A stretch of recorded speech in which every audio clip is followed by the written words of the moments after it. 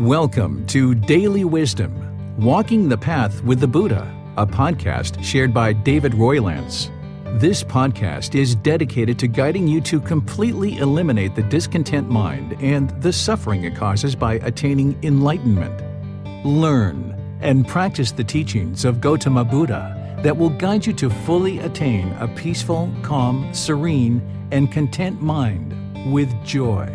To support this podcast, visit patreon.com/support Buddha or visit buddhadailywisdom.com, where you will discover a full range of courses, retreats, and online learning resources to assist you on the path to enlightenment. Now, here's our teacher to share more.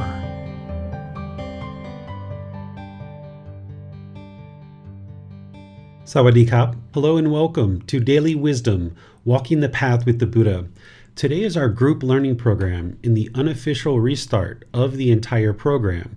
On Wednesday, we'll be doing the official restart of our group learning program. But today, we thought we would use today's class in order to give you a chance to get to know me better. This is a very different type of class where typically I will be sharing teachings and helping you guys and guiding you along the path in terms of certain content related to the book, Developing a Life Practice, The Path That Leads to Enlightenment, Volume 1. But today is more kind of a casual conversation, just kind of giving you guys a chance to ask any and all questions that you'd like to get to know me, and more importantly, really to see if there's anything that has happened in my life that can really benefit you. That's kind of one of the benefits of having a teacher, is that in order for a teacher to get to the point where they're able to share these teachings and guide you to enlightenment, they would have needed to overcome a certain amount of obstacles in their life, a lot of obstacles in their life.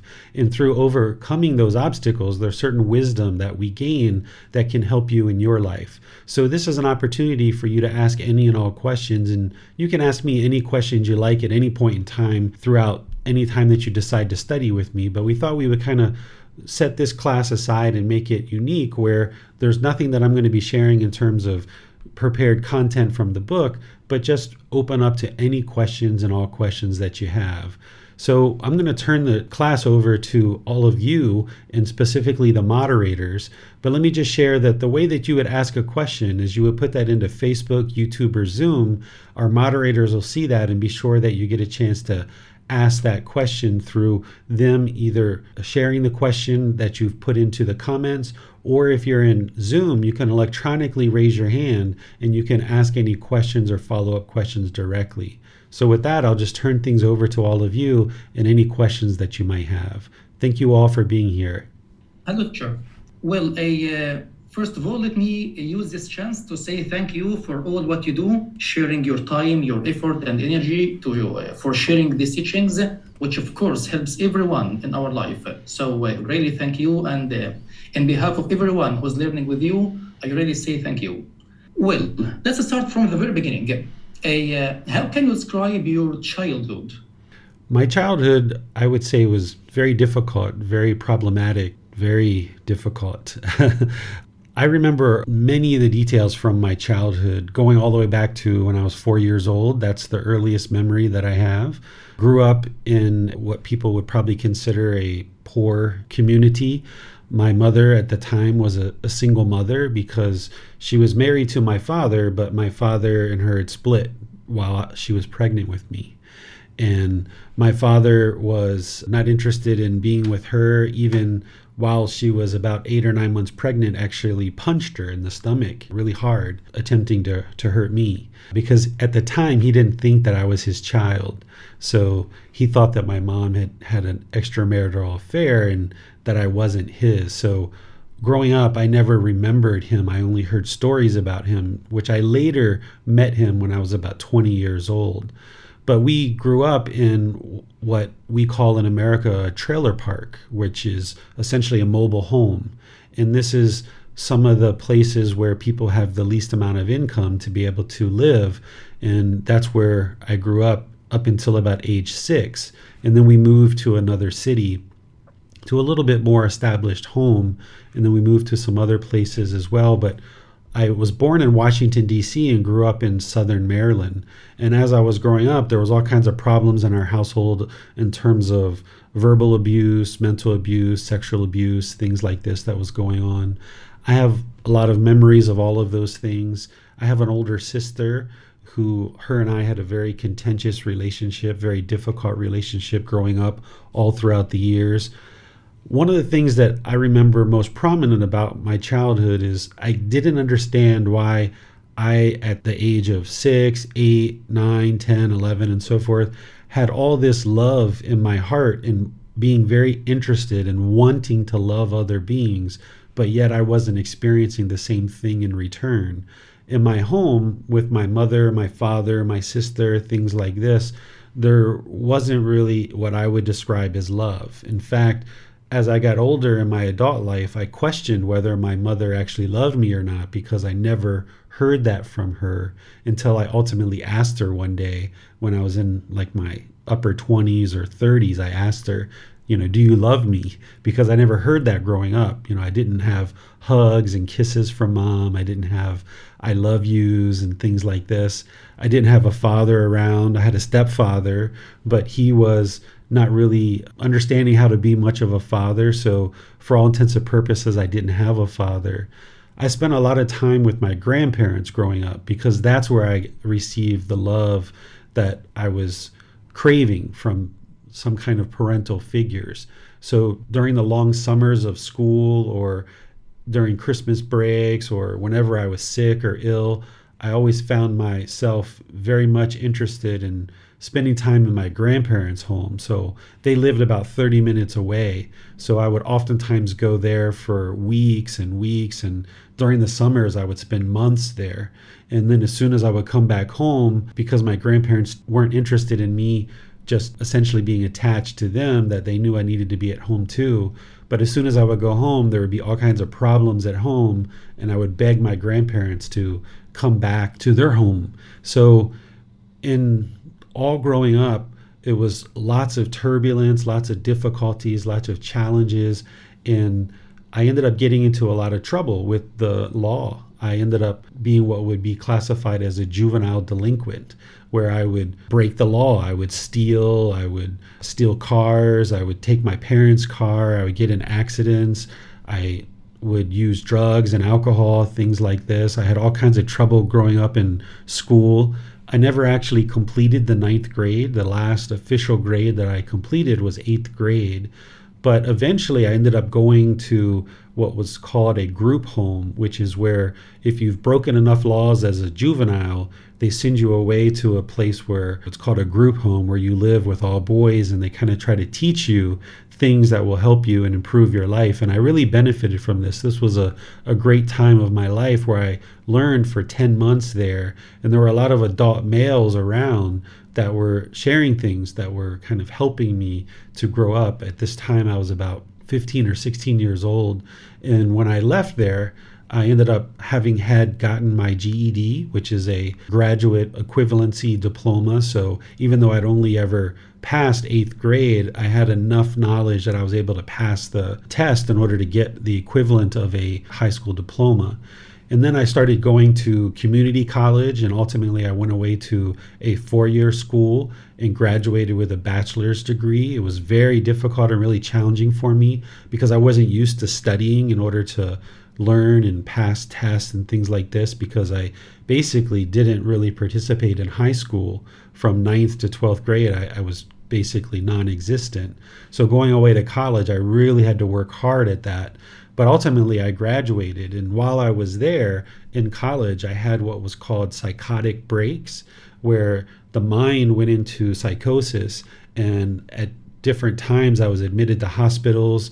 I was in straitjackets. I was in 5-point restraints, being injected with all kinds of drugs. I was told that I was mentally ill and that my brain was defective, and then that I would need to take this medicine for the rest of my life. And it was very devastating for me, for my social background, for my work background, for the aspirations of actually being able to graduate from college.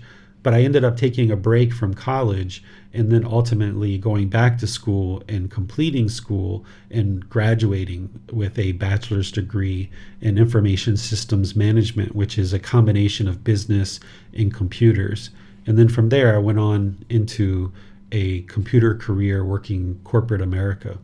Well, so you weren't born to a family that is fully practicing these teachings? When I was growing up, my family didn't have any particular religion or way of being in terms of practicing religion. They would have considered themselves Christian, and my sister was baptized Lutheran.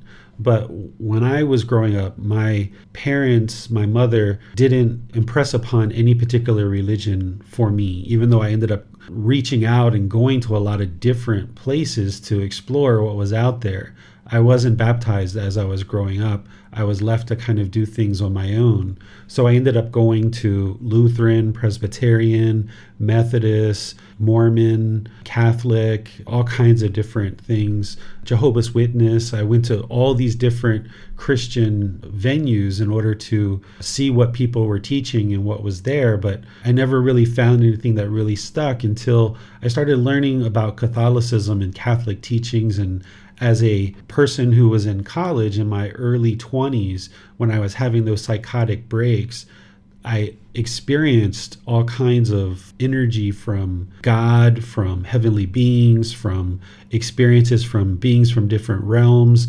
I had all kinds of different experiences growing up, kind of spiritual experiences and miracles and things like this, but I never understood them. So when I had this psychotic break, I felt like there was something there in terms of religion, and I started to really get involved in Catholicism, and this is where I ended up getting baptized, and I had my confirmation, which is where you start taking Holy Communion as part of the Catholic faith. So growing up, there weren't any religious teachings in the home. There wasn't really any teaching at all. It was kind of like myself and my sister were just kind of left to do whatever we were going to do. Our parents were kind of busy in their own life doing their own thing. We were just kind of left to do whatever we would like to do. So I didn't learn or even know anything about Buddhism or that Buddhism even existed until I first came to Thailand. In 2002, I visited Thailand for the first time, and that's where I first started understanding something called Buddhism, because I encountered monks, I encountered Buddhist statues, I was involved in Buddhist events and things like this. And that's where I first started to understand that there was something called a Buddha or Buddhism, but I didn't understand it at that time. And I didn't really understand Catholicism too much at that time either. I didn't understand how it was to be practiced. I just understood the belief part. I didn't understand the actual practice part. Seems to be a difficult childhood. So does this mean that one's childhood doesn't necessarily determine how will they function in life when they grow up? When you're growing up as a child, you either learn the right way to do things or the wholesome way to do things, or you learn the wrong way and the unwholesome way. And sometimes you can learn the wholesome way by being exposed to the unwholesome. So growing up, I learned an enormous amount of things, but it didn't all really sync up until much later in life. So early in life, I was exposed to a lot of unwholesomeness. All of this unwholesomeness that was going on in our household, it was leading to me learning unwholesome things. So what I learned growing up is that when we go into stores and somebody does something that you disagree with, what I observed from my parents is that you yell and scream and you get angry and you get hostile with this person. And the more pressure and anger that you have venting out of you, the more likely you are to get something accomplished. And this is what I saw growing up. But even though I saw that growing up, I didn't tend to do those things as I was growing up. I tended to always kind of do more of the things that I saw my grandparents doing, which was being patient and calm and loving and friendly and things like this. So when you're growing up, you're either going to learn all the unwholesome things and do those unwholesome things, you're going to learn all the wholesome things and do all the wholesome things, or you can have just the opposite. You can have parents and caregivers that are doing all the unwholesome things, And then because of that, you learn all the wholesome things to do in the world. Or you can have parents that are doing all the wholesome things, and then you choose to be unwholesome as a result. So you can't really say with 100% certainty that, okay, because David lived this life where it was very difficult and very challenging in his life. It was, yes, very difficult and lots of difficulties, lots of challenges growing up. But in those difficulties and challenges later in life, it helped me to put together and understand why my mother had such a hard life, for example, and why she died so early in life, because she had a lot of anger and a lot of hostility and a lot of the other things that were part of these teachings that you learn about why we encounter and experience the things that we encounter. I saw those things in her life. I saw those things in my life. And likewise, when you experience wholesome things in this life with the natural law of Gama, you can see those things as well. So I learned from experience, but I had to put all those lessons together myself, because there wasn't anybody that was, really sitting me down and helping me to understand about wisdom and making wise decisions. And this is what's going to ultimately determine the type of life that you're going to experience going forward. Nick has his hand raised. Let's go to him. Thank you, Bassam. Yes, you were a businessman, weren't you, teacher? Could you elaborate on that? A successful one at that, as I understand. Yeah, so as I was coming out of college, what I decided to do is, rather than just work at one company, I ended up taking a computer job at a technology company. And this was a consulting position where we basically flew around to all different places in the country and sometimes outside the country in order to provide computer consulting to various companies. So this was in the late 1990s when IT and technology was really booming, particularly around the year 2000, because people thought that the year 2000 was going to really mess up a lot of the computers. So there was a lot of work in the computer field around the late 90s and early 2000s. So for the first 2.5 years out of college, I was traveling around working in corporate America. I was in and out of about 25 different companies and government organizations.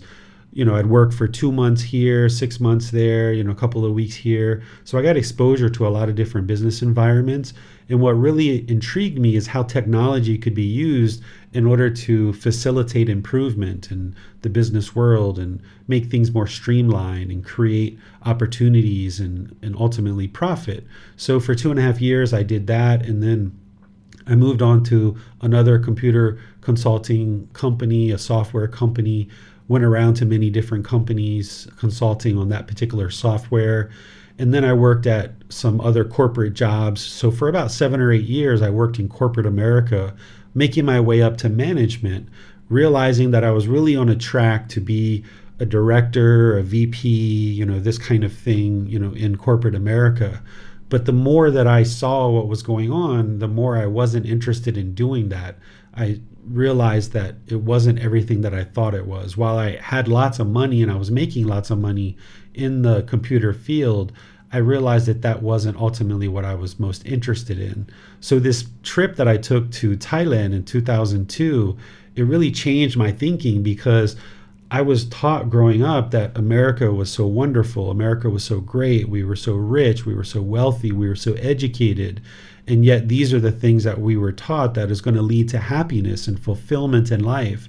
So when I came to Thailand in 2002 and I saw that here's these people that were pretty impoverished comparative to what we live like in the American world, there were dirt roads, there were, wooden shacks, there were people that, really didn't have much, walking around barefoot. I was in a village that hadn't seen a white person for 20 years. They were coming up and touching my hand and rubbing my hand on their face and rubbing their hands through my hair like I was like Brad Pitt or something.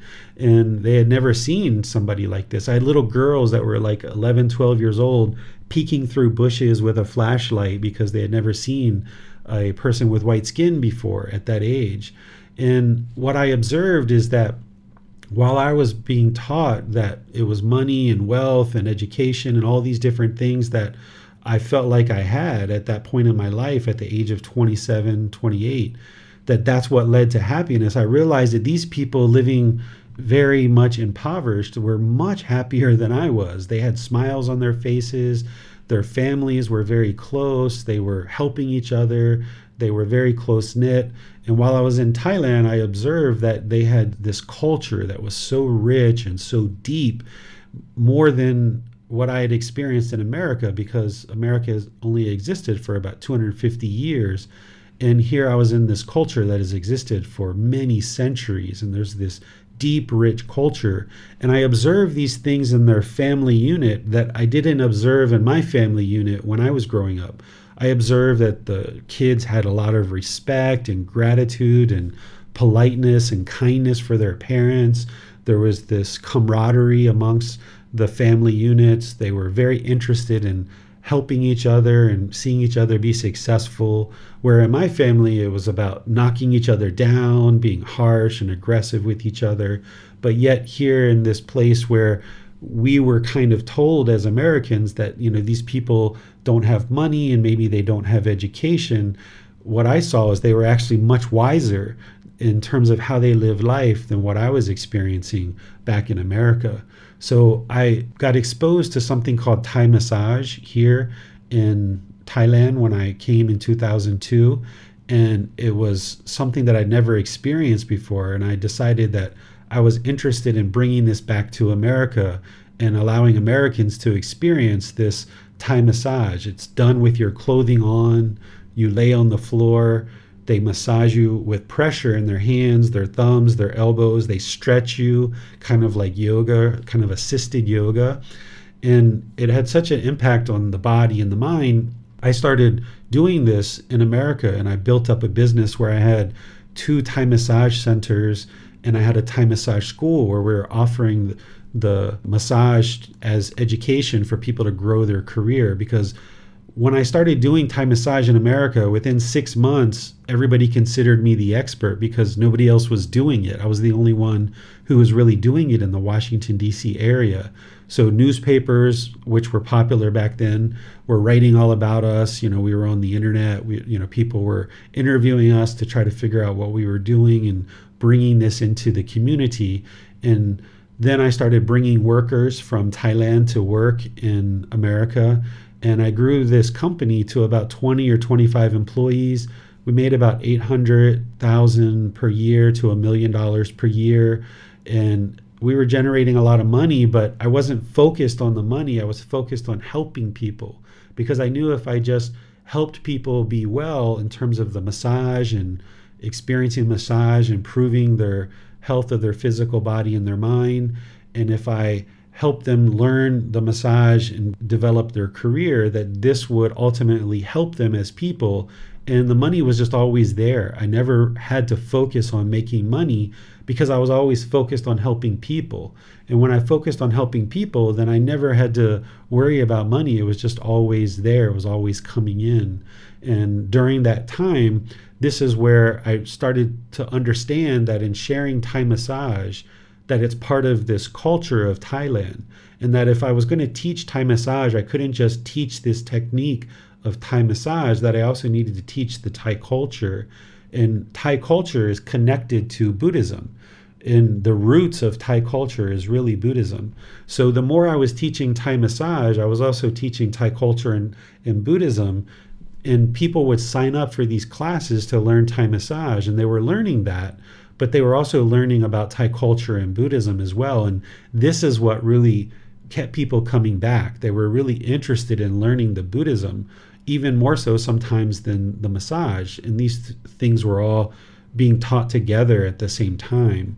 We weren't charging for the Buddhism. We were only charging for the massage and teaching the massage techniques, but wrapped into the education of the Thai massage, there was this understanding of Buddhism. So the more that my students were digging into Thai massage, Thai culture, and Buddhism, the more I had to do that as a teacher to be able to offer more and more to the students. Very interesting, teacher David. Now, your experience with computers and the government work at first, before the Thai business, do you think that experience gave you or allowed you to do what you're doing now, like on the internet, how you're teaching here, how everything's seamless. For example, how many platforms are you on right now teaching the words of the Buddha? Yeah, so all of these things that I'm doing now, it's a culmination of all the things that I learned throughout this life and the way that these things came together. So, if it wasn't for me learning about computers and all the things that I learned through that experience, I wouldn't be able to have the skills to put that together for what I'm doing now. So all of these things have come together nicely to culminate into being able to share the teachings of the Buddha, yes, but then also being able to write a book and multiple books about the Buddha's teachings, because I wrote books about Thai massage, for example, and those got published and were successful. So I was able to already understand how to write books when it was time to start writing books. And when it was time to start building websites to share the teachings of the Buddha, I already knew how to do that. When it came time to do live stream, I didn't know how to do that in order to share the teachings of the Buddha, but at least I knew enough about computers that I could kind of figure it out. So all of these things that I've experienced throughout my life have culminated into the wisdom that I have about the Buddha's teachings, yes, in terms of all the wisdom that I grew up with and knowing and doing the wrong things, but then also discovering how to do all the wholesome things too. But then there was also all these skills and abilities that I was learning along the way that have all culminated into being able to share the teachings, but then also share them in the way that I share them, in terms of using things like Facebook, YouTube, podcasts, all these things that I use in order to get these teachings out. So just like I was intrigued early on about how technology was used in order to create more productivity in the workplace and use technology in order to benefit and share a certain service or product in the business world, I realized in 2018, 2019, that I could use technology to also share these teachings of the Buddha. Because here I was developing all this understanding of the Buddha's teachings, and I was teaching these classes here in Chiang Mai, but there was only a certain number of people that were able to come into the classes and learn with me. It was only people that were here in Chiang Mai, because I was hanging posters around Chiang Mai and the word was spreading around Chiang Mai, around the tourists and stuff. But when I was walking down the street, I noticed everybody had their eyes in their phones and people were glued to their electronic devices. And I was like, I've got to figure out a way to get the Buddhist teachings into those electronic devices, because if I don't get into those electronic devices, that's where everyone's attention is. So let me figure out how to get into those. And if I can figure that out, then people will have better access and more easy access to the Buddhist teachings. So all of these things have come together in this life and allowed me to do the things that I'm doing now. And teacher, when did you realize that money, because the vast amount of money you're making per year, you said $800,000 to $1 million a year, when did you realize that money doesn't equal happiness? Because now you are an ascetic and you gave that up. Yeah, so as I was making all this money and the bank account was growing and I was sharing with charities and also, being indulgent and absorbed in sensual desire, I was realizing that the more money I was spending, it wasn't leading to any more happiness. It was actually leading to more craving. The more that I would acquire, the more I would spend. The more I would spend, the more that I wanted more. But I didn't see it as a problem then. I just saw it as that was the way that we're all kind of taught, that you need to make a lot of money and you enjoy it. But then in 2017, 2018, I had already moved to Thailand by that point. I moved to Thailand in 2015. And I actually started a business here in Thailand as well that became very successful and made a lot of money as well. And I started buying all kinds of expensive things here and indulging in all kinds of things here, but yet the mind was still highly discontent. And around 2017, 2018, I started to not really work as much. I started bringing the work down. The money wasn't coming in. And I just started realizing that as long as I keep chasing after this money, that it's just going to be more money, more money, more money. The mind's just going to keep craving more and more money. So I started directing my attention inward to solving this problem of the discontent mind. And I realized that just chasing after money isn't going to solve the problem of the discontent mind, because the problem wasn't that I didn't have enough money, because at that time I had a lot of money. That wasn't the problem. The problem was that the mind was discontent, and I had to figure out why that was happening.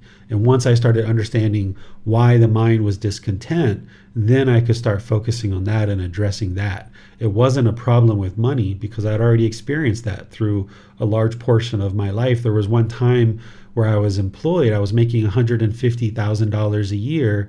There was a time in my business where I was making $500,000 a year.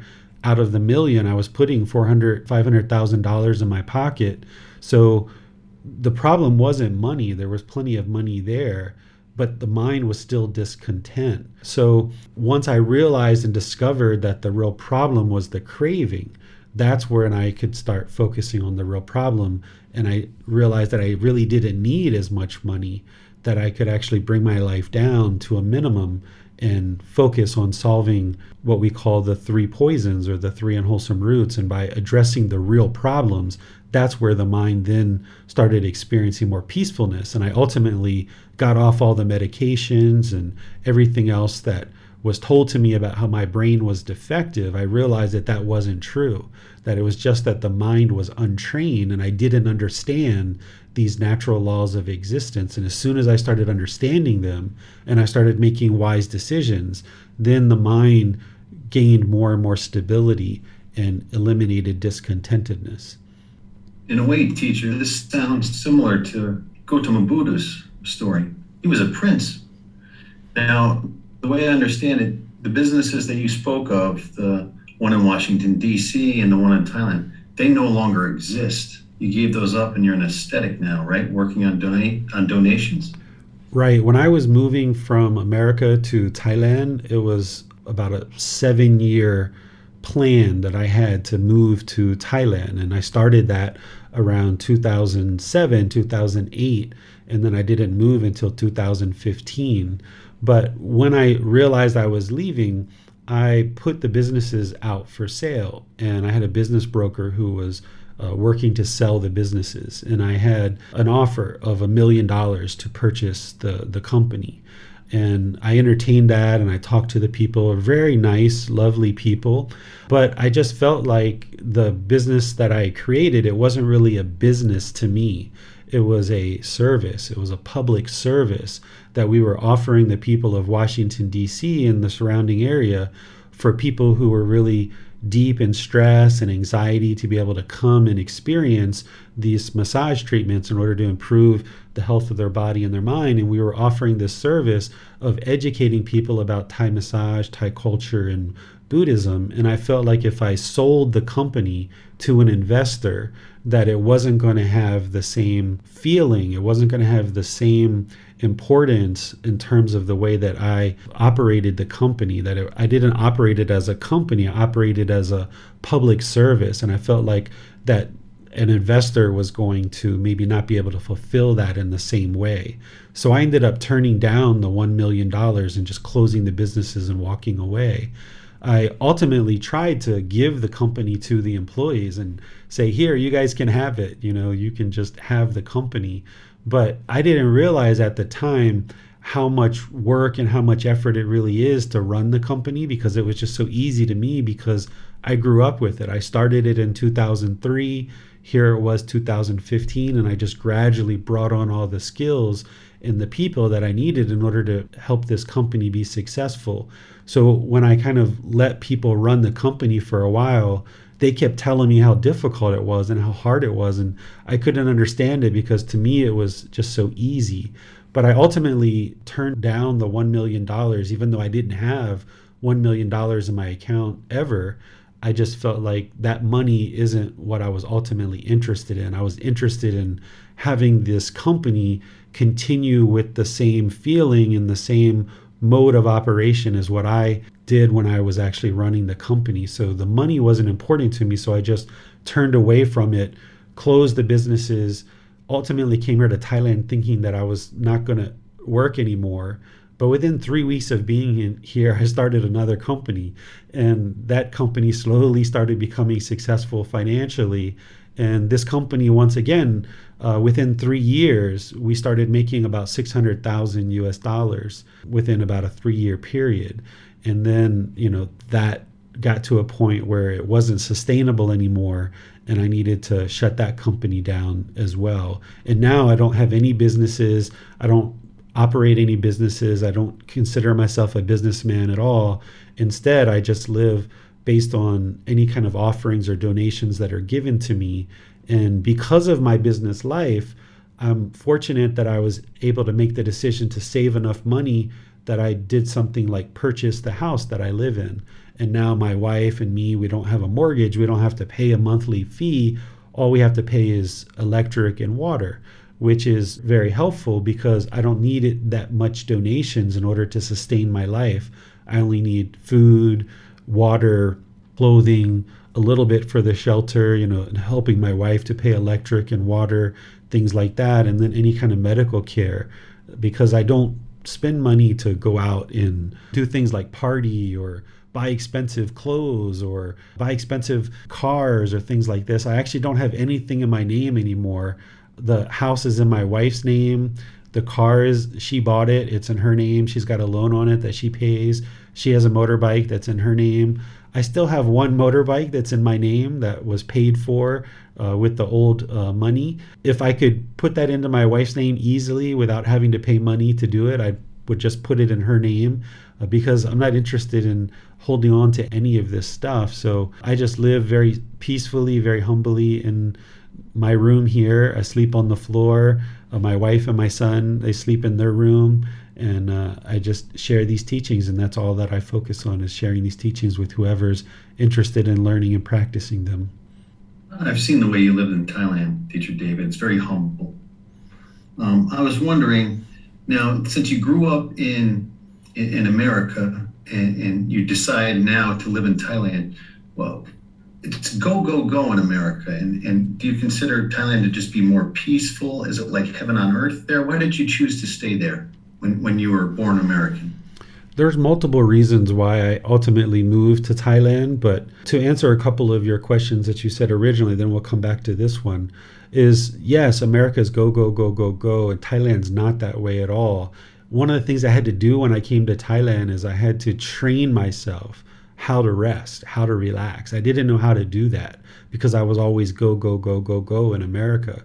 So I actually had to learn how to relax. I had to learn how to rest. I didn't know how to just sit on the couch and do nothing for an hour or 2 hours, or just don't do anything all day. Just stay in the house and just relax. It was always go, go, go, go, go in America. So that's something that I had to learn and train the mind how to do. The reason why, multiple reasons why I ultimately came to Thailand, one of the primary reasons why is that by living in Thailand, people who are interested in learning these teachings, anybody and everybody can come here in terms of visa, where people from Egypt or South America or any other part of the world can easily come into Thailand and live here for a couple of weeks or a couple of months or however long and learn these teachings. They can readily get access to me and all the teachings that are here. Whereas if I lived in America, that wouldn't be the case because of the tight visa challenges. People from all over the world wouldn't be able to come to America and actually learn these teachings. So one of the primary reasons to be here and share these teachings from Thailand is that everybody in the entire world can come here and actually learn and have access to these teachings. The city that I live in the northern part of Thailand, it's called Chiang Mai. It's a tourist city. It's an international city. There's a lot of people who come and go from all over the world. So I meet people from France, from Germany, from Italy, from Russia, from India, from Pakistan, from Iraq, from Egypt, from Afghanistan, from South America, from Canada, from the UK, Australia, Japan, China, you name it. There's people from all over the world here that have access and ability to learn these teachings. And then once they learn them, they can go back to their home country and they can continue to learn online because I have all of these available options for people to learn online. So that's one of the primary reasons.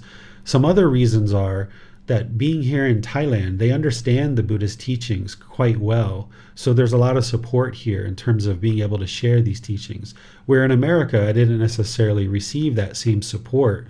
When I was trying to share a certain amount of these teachings in America, a lot of people were displeased with that and were looking for ways to kind of shut down what I was doing. So I didn't really get the support that I needed there. So here in Thailand, they understand the Buddhist teachings, that they're meant to help all of humanity and that it will liberate the mind where it no longer experiences any discontentedness or suffering, and that anybody who's doing this type of work is doing it out of loving kindness and compassion for others, not for any other reason in terms of fame or fortune or anything like this, because Buddhist teachers will typically live a very basic, meager life. So the Thai people here understand that and provide the support for that.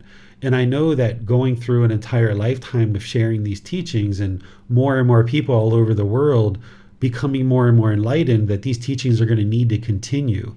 And Thai people will be willing and interested to see them continue. And it's not just the Thai people, but by the time I actually die, there'll be lots of people from all over the world that will have learned these teachings and have become more and more enlightened. So there will be people all over the world that will be able to understand these teachings and ensure they continue in the world. But Thailand, I think, will always be kind of a home base for these teachings. It's the kingdom of Thailand. This is the kingdom where one can set up in such a way that people can come and learn, experience heaven on earth, because Thailand is very peaceful. So by people coming here and learning here, not only are they learning and have access to learn, but then they actually are surrounded by millions and millions of people who are also practicing the teachings. So while you're in a classroom with me learning the teachings, and we go out into the community and you can see how people are practicing the teachings, you can more easily kind of assimilate the teachings in your own life and in your own practice because you see how other people are practicing them. Where in America, it's just teaching the teachings in a classroom and then going outside and you're not interacting necessarily with a lot of people that are practicing the teachings. So it's very difficult to see how to practice them in day-to-day life. But here in Thailand, you can see that. Whether you go to restaurants or malls or other venues, you can experience how people practice these teachings on a day-by-day basis. And this enhances your learning because you're surrounded by people who are actually practicing at the same time that you're learning with me. Now, Teacher David, what is your goal as a teacher? I've seen a post by you, and it's described as like a planet of enlightened beings. Could you share something on that? Sure. So what my goal is over the next 45 years or so, or until I die, that I have at least shared these teachings with enough people that there's a large collection of enlightened beings by the time that I die, and that the teachings have been preserved in written format, in video format, in podcast, and other ways that I preserve the teachings, so that once I die, there'll be lots of people that can continue the teachings forward from there. Where we're at over the last 2,500 years is that the teachings of Gotama Buddha, the teachings of Jesus Christ, have gradually declined in the world, and there's less and less people that understand them because of the universal truth of impermanence. And what I'm interested in doing is bringing these teachings into the world in a way that restores the understanding of Gotama Buddha's teachings, but people can also understand the connection between Gotama Buddha's teachings and Jesus Christ's teachings, that these things aren't two separate things, that they're ultimately the same thing, as well as Muslim teachings, as well as Hindu teachings and Jainism and Judaism and all of these other teachings around the world. These are all teachings that are sharing the natural laws of existence. When I look across all of these teachings, I feel like Gotama Buddha got it the most right, the most clear, in terms of him laying out a very clear path, because he was fully, perfectly enlightened, where Jesus Christ in his previous existence was not quite fully enlightened. That's why he needed to be reborn. So by me sharing these teachings in a way that restores them to the way that the Buddha shared them during his lifetime, and helping people see that we don't have to be at odds with each other. It doesn't have to be Christian and Buddhist and Hindu and Muslims all kind of arguing over who's right and who's wrong. We can say, you know what, they're all right. They're all right. They're just explaining it in a different way. And when we understand this commonality between all these different traditions, then we can all come to understand these same teachings in a very clear, very precise way. And by me doing this over the rest of my life and restoring these teachings in a way that can be preserved, which didn't happen before because the technology wasn't there, by preserving them in written and audio and video format, and then having lots of enlightened beings who understand them in their own mind. Now, when I die, these teachings are available in all these different formats, and there's plenty of people that can guide others in how to experience enlightenment.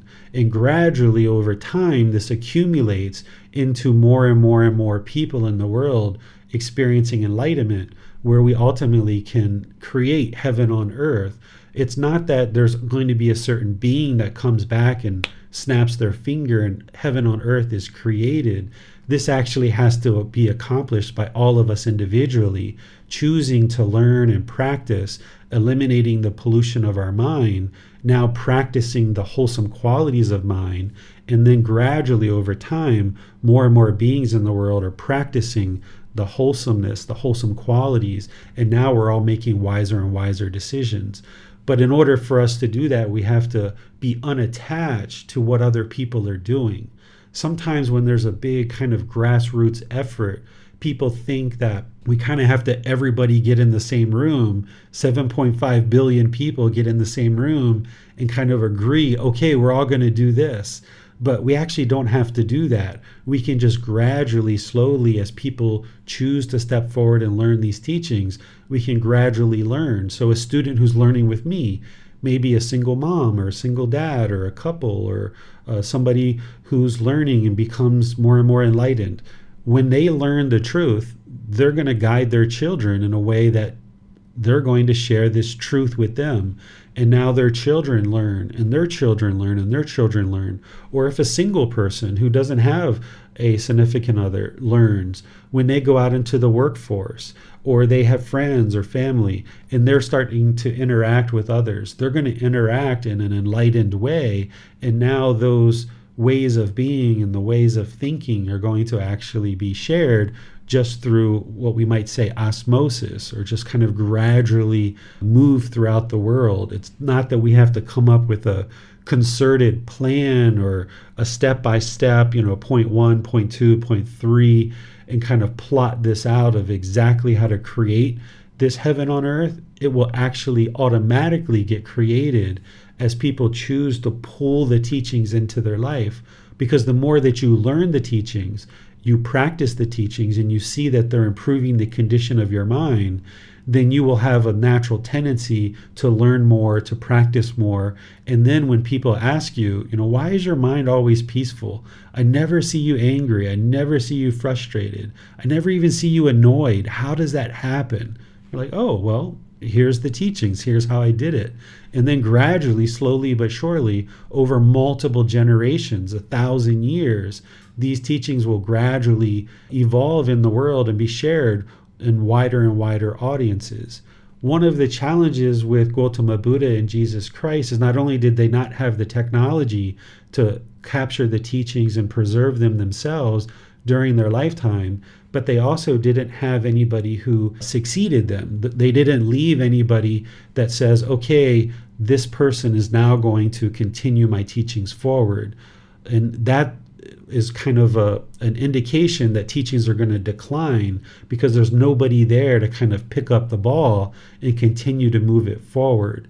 So my son has expressed a very strong interest in continuing to share these teachings in the world after I die. And our plan is that over the next 1,000 years, that as I've had a child, as my son has children, as this continues, that each child on their own can choose to carry these teachings forward over the next 1,000 years, as well as all the enlightened beings who are learning with us as students. We all, as a community, can share these teachings with anybody who chooses to decide to learn. And this is how slowly but surely these teachings will evolve in the world and be shared in wider and wider audiences and be more impactful to help create what someone might consider heaven on earth. That's amazing, Venerable Sir. What a beautiful thing. Thank you for everything that you do. Now, how would someone go about supporting you? How do we support the teachings in the world? The biggest way to support the teachings in the world is to learn, reflect, and to practice them. By you bringing the teachings into your life, it's going to improve your life. It's going to improve the life of the people around you, and it's going to improve all of humanity because you're going to be causing less harm in the world. So the number one thing is if you're choosing to learn, reflect, and practice the teachings, this is wonderful for you, for those close to you, and all of humanity. Then, as you're experiencing improvement and benefit to the condition of your mind and condition of your life, you'll understand that part of the practice is to practice generosity and creating merit. And the way that you practice generosity is you give and share your time, effort, energy, and resources in order to train your mind to let go and not to have craving and hold on to things so tightly. And one of the ways that you can practice generosity is not only with the people around you, is you can also create what's called merit, which is sharing your time, effort, energy, and resources to help these teachings continue in the world by sharing your time, effort, energy, and resources to support these teachings coming into the world more and more.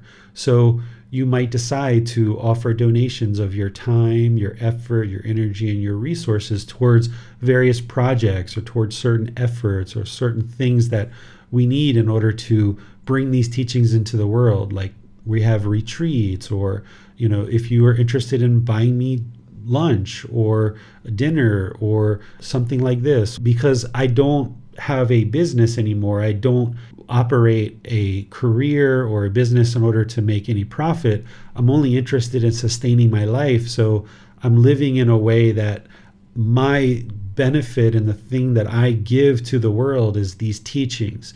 And I just give and give and give and give and practice generosity. And then at some point, if you feel that you would like to practice generosity as well and practice in a way that you can provide something for me in terms of time, effort, energy, or resources to bring these teachings into the world, then you can do that by contacting me. You can go on our website and look at the link for support us. There's links there where you can provide donations, and understand that anything that you give in terms of generosity, it's going to come right back to you. Because I'm not interested in collecting a bunch of money in a bank account, because I've already had that. I've already done that. I've already driven, $100,000 car, and I've already had 3, 4, 5, 8 different motorcycles. I've already lived in multiple houses and had swimming pools and, things like this. I've already eaten at restaurants where it was $300, $400 for one meal just for me. I've done all these things, and I'm not interested in that anymore. So now I eat food that costs, $2 a meal, and just as content, actually more content, more peaceful eating that than I was eating the $300 meal. So anything that you give in terms of your time, effort, energy, or resources is going to support me and support the technology, support the resources that I need to bring these teachings to you. So when you're contributing something to me in terms of time, effort, energy, or resources, it's not actually contributing it to me necessarily. It's actually contributing it to our community.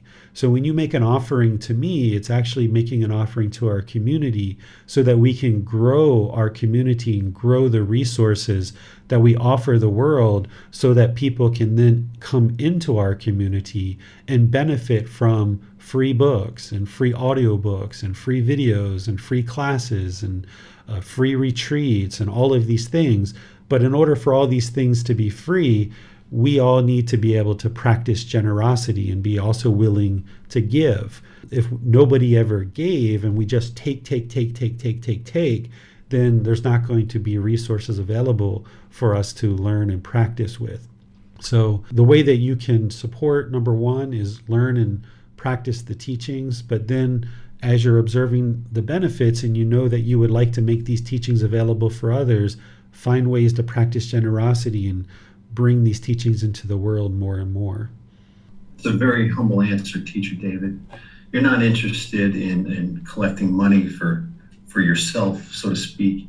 Like you were just saying, bring the teachings into the world. You're more focused on that in your answer, and it's obvious to me.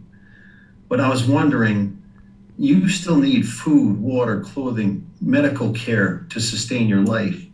Now, the way I look at these teachings, I've been studying with you for a while now. We train the mind here.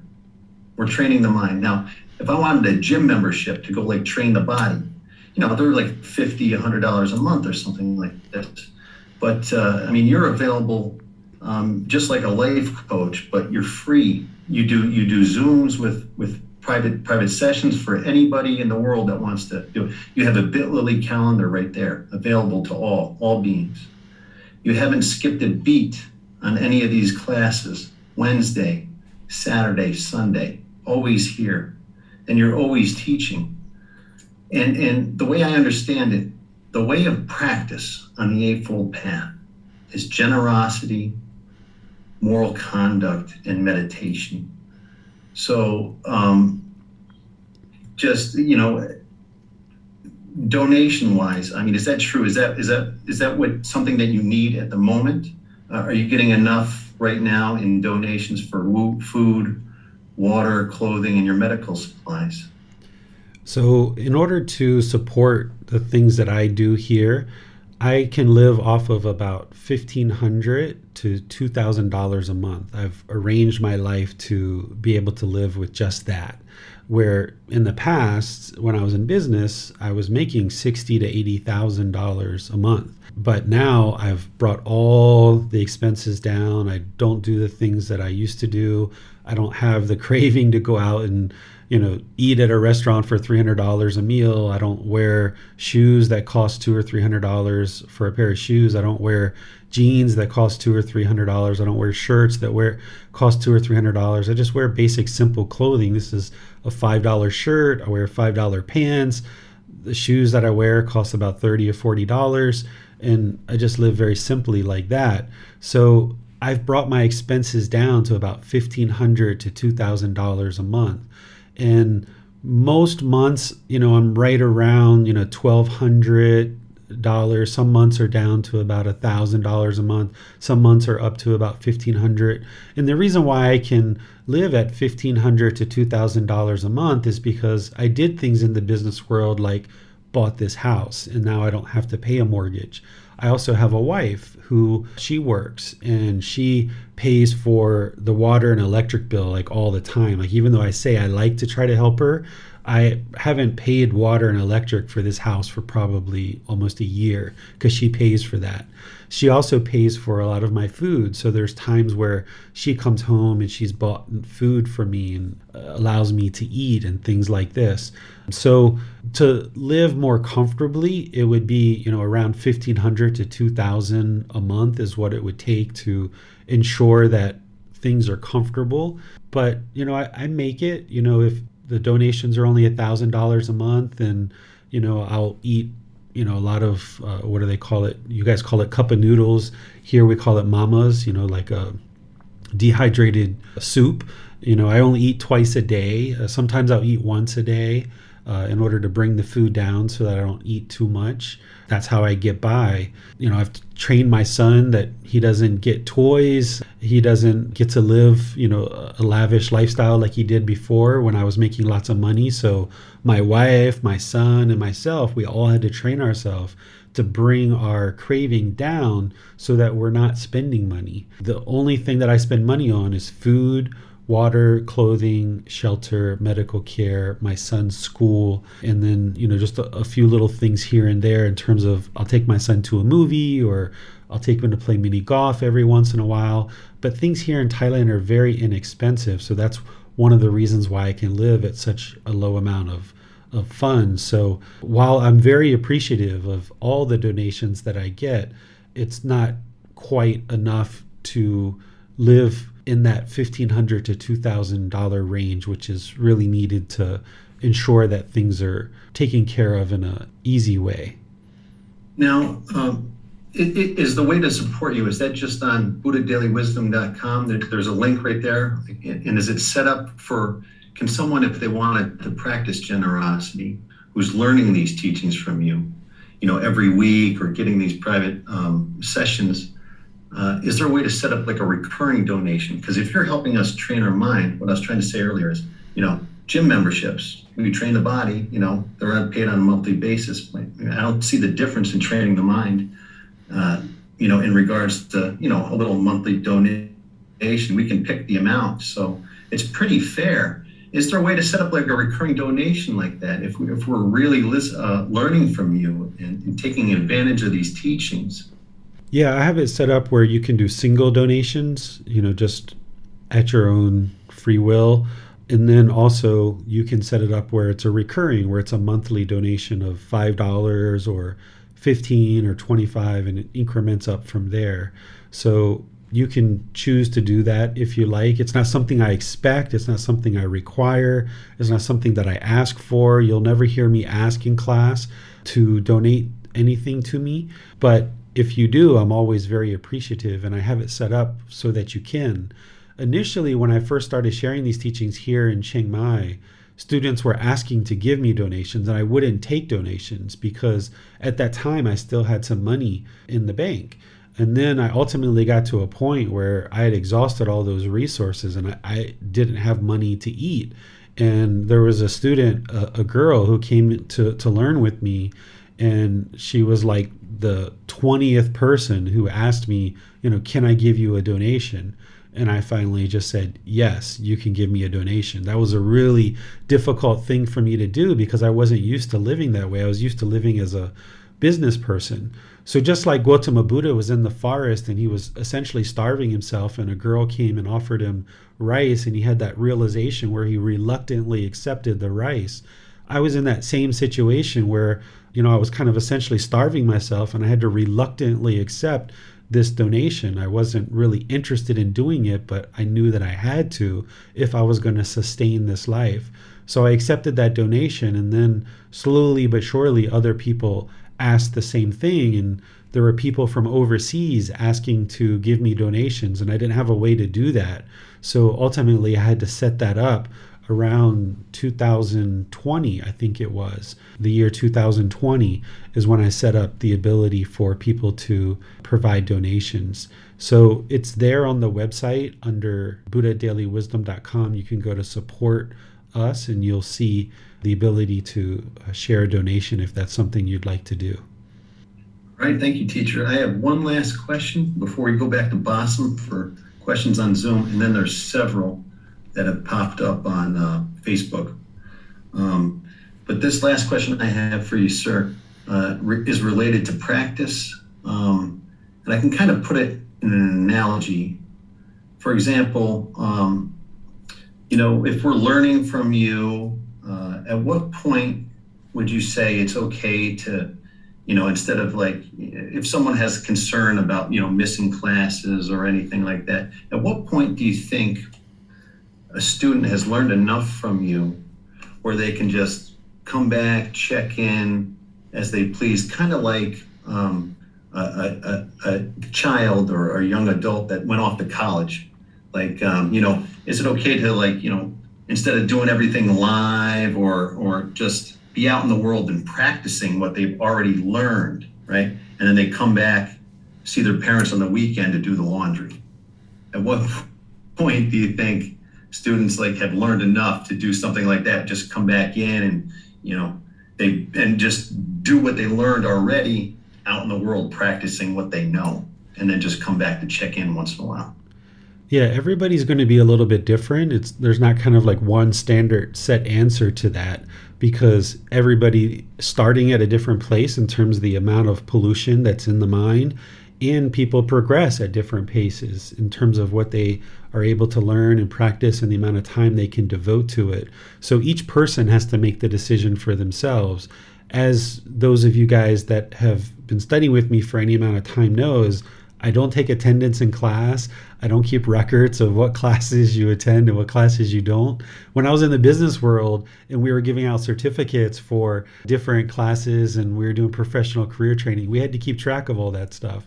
And that was wonderful that I don't have to do that anymore because it's all based on your individual interest and your goals. So you learn, you progress, you develop your wisdom, you start observing your practice. And if you feel like, you're at a point where you don't need to attend class or you don't need to be involved in the podcast or watching the videos as much, it's totally up to you.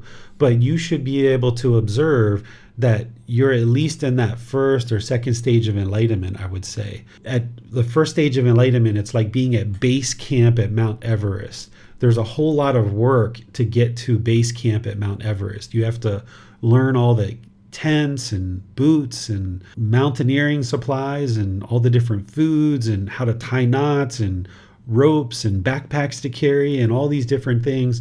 But ultimately, if you make your way to base camp at Mount Everest, you can get to the summit from there, but there's still a lot of planning and you have to be really diligent in making some wise decisions to get to the summit of Mount Everest. But at least you've got everything you need at base camp. So base camp is like the first stage of enlightenment. So if somebody can at least get to the first stage of enlightenment, from there, they may not attend classes as regularly because they would have had to attend a lot of the classes and been really deeply investigating the teachings just to get to the first stage of enlightenment, just to be able to get to base camp. They would have had to done a lot of that. But then they should have everything that they need in order to progress from there. And they have enough of a relationship where they can come back and get help as they need with personal guidance or private messages or coming to the retreats regularly and things like this. And then also the thing to think about is as you make your way to that first and second stage of enlightenment and ultimately to enlightenment, your practice ultimately starts to evolve, where initially your practice is all about your own mind, training your own mind and ensuring you understand what it takes to get to that first and second stage and beyond to actually get to enlightenment in the fourth stage of enlightenment. As you start experiencing those beginning stages of enlightenment, first, second, third stage of enlightenment, ultimately enlightenment itself at the fourth stage, your practice kind of starts to evolve a bit, that it's not really just about you anymore. It's about you also helping others. So while you might not attend classes regularly, you might show up to an annual retreat, or you might participate in fundraising for an annual retreat, or you might participate in spreading invitations to an annual retreat or something like that. So you start kind of evolving your practice. In order for you to have gotten to the first or second stage of enlightenment, there would have been a lot of people that were helping you to get to that point. Yes, your teacher, but other members of the community too. And by that point, you're practicing generosity so well that your practice evolves, that you're now looking at ways to give back. And you also have developed loving kindness and compassion so well that you're also interested in giving back for those reasons as well. So you'll start to observe for yourself, everybody is different, but once you start moving the mind into that first and second stage of enlightenment, you'll start to observe how your practice evolves a bit, and it's less about your own practice and more about how can I find ways for these teachings to be accessible to others. Well, on Zoom, Jen writes, what helped you to persist in college to get your degree? Yeah, so it was so hard in college. What kind of motivated me is I wasn't interested in failing. I was the first person in my family that had gone away to college. Other people had the opportunity, but they didn't follow through. My grandparents worked very basic jobs. My grandmother was an operator back when there used to be operators, switchboard operator, and my grandfather was an electrician. They had saved a little bit of money all through their life so that their daughter, which was my mom, could go to college, but she only went for like a couple of months and, decided not to go. That money was then supposed to be for my uncle. He didn't go. It was supposed to be for my sister. She didn't go. So I was the last one. And I was to be the first person, if I got my degree, that would be the first person in the family to get a college degree. So I wasn't interested in failing, and I wasn't interested in having this money that my grandparents saved go to waste. because they were paying for my tuition and they were paying for my room and my board as well at the college. But I still had to work through college. I was still working at different jobs in order to pay for other things that I needed as part of my life. And I wasn't interested in failing. So even when I went through psychosis and very dramatic experiences in the hospitals and having to leave college for a semester and over the summer, I was determined to get back to college and finish out my degree because I wasn't interested in failing and seeing all of this go to waste. A question from Anal. She writes, Teacher David, would you please describe how the meaning of marriage evolved for you and how you may have managed some of the most difficult periods? What is your personal definition of marriage since you choose to remain in such relationships? Sure. So when I was growing up, from the age of 17, I ended up having girlfriends that were all Asian, from Indonesia, from Korea, from Philippines, from Myanmar or Burma, from Thailand, different places like this, Vietnamese. And earlier in my life, I actually had my very first girlfriend. She actually died. She was pregnant with a baby when I was about 15 or 16 years old. She was about a month or two pregnant, and she ended up dying, which sent me into a really deep depression. So I started dating Asian people for one reason or another, and I started observing their families. Even before I went to Thailand the first time, I started observing how Asian people's families were very different than what I grew up with. And by the time I was about 27 years old, I met a Thai person, and I married this person, not the wife that I'm with now, but my first wife. And at that time, I really didn't put a whole lot of thought into marriage. It was just like, okay, this girl that I'm with, she doesn't have a visa. She's living with me. She can easily get thrown out of this country. Bad things can happen for her. She doesn't have anything. All she has is 2 suitcases. Let me marry her, and this will be good for her. And let's just see where things go. I wasn't really thinking long term about, is this a good partner for me long term?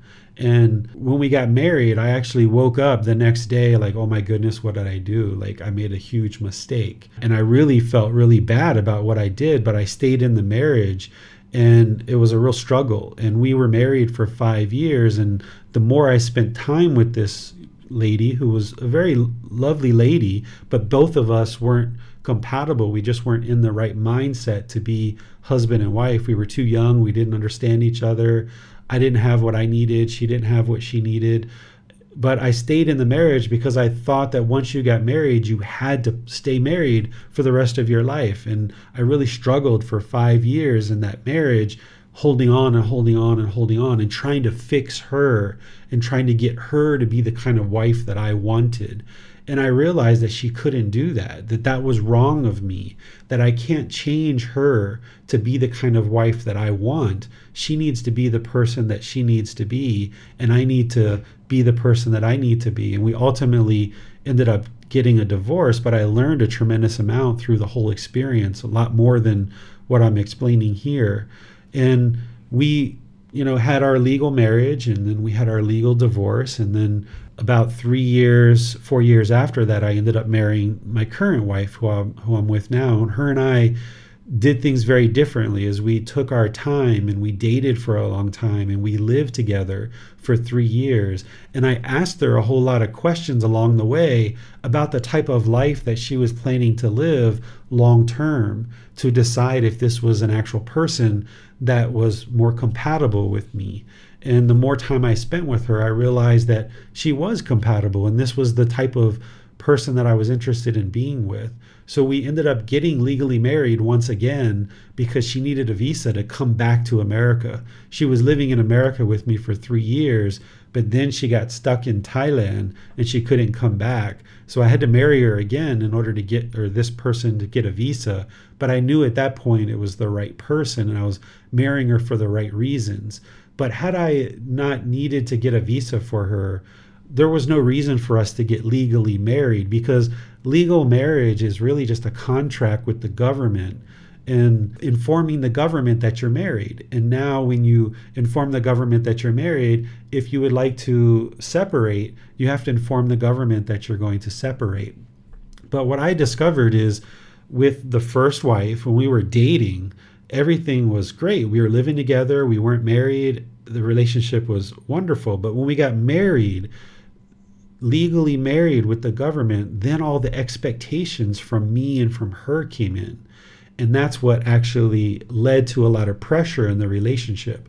And then the same thing with my current wife is that when we were just living together, we were dating, the relationship in my eyes was perfect. Things were very light, very airy. We were together because we cared about each other, because we were sharing with each other. We knew that either one of us could leave at any moment. Therefore, we weren't complacent in the relationship. We contributed to the relationship in a very different way. Once we got married, legally married, things changed slowly, but they changed, where now I felt more stuck. I felt more controlled by this piece of paper, by this contract of being married. And ultimately in 2015, when we came to Thailand, we got legally divorced. Here in Thailand, you just go down to the government and you sign a piece of paper and you say, we're no longer married anymore. And if you would like to get married, you just go down to the government and you sign a piece of paper and you say, we're married. The ceremony is with your friends and your family, which is completely separate from the legal part. So after her and I legally divorced, our relationship actually got better. And now we live together and our relationship has never been better. And to me, two people that are in a relationship together where they're life partners for each other, from my experience and what I experienced, it's actually more peaceful or more conducive to not have that contract with the government that says we are married.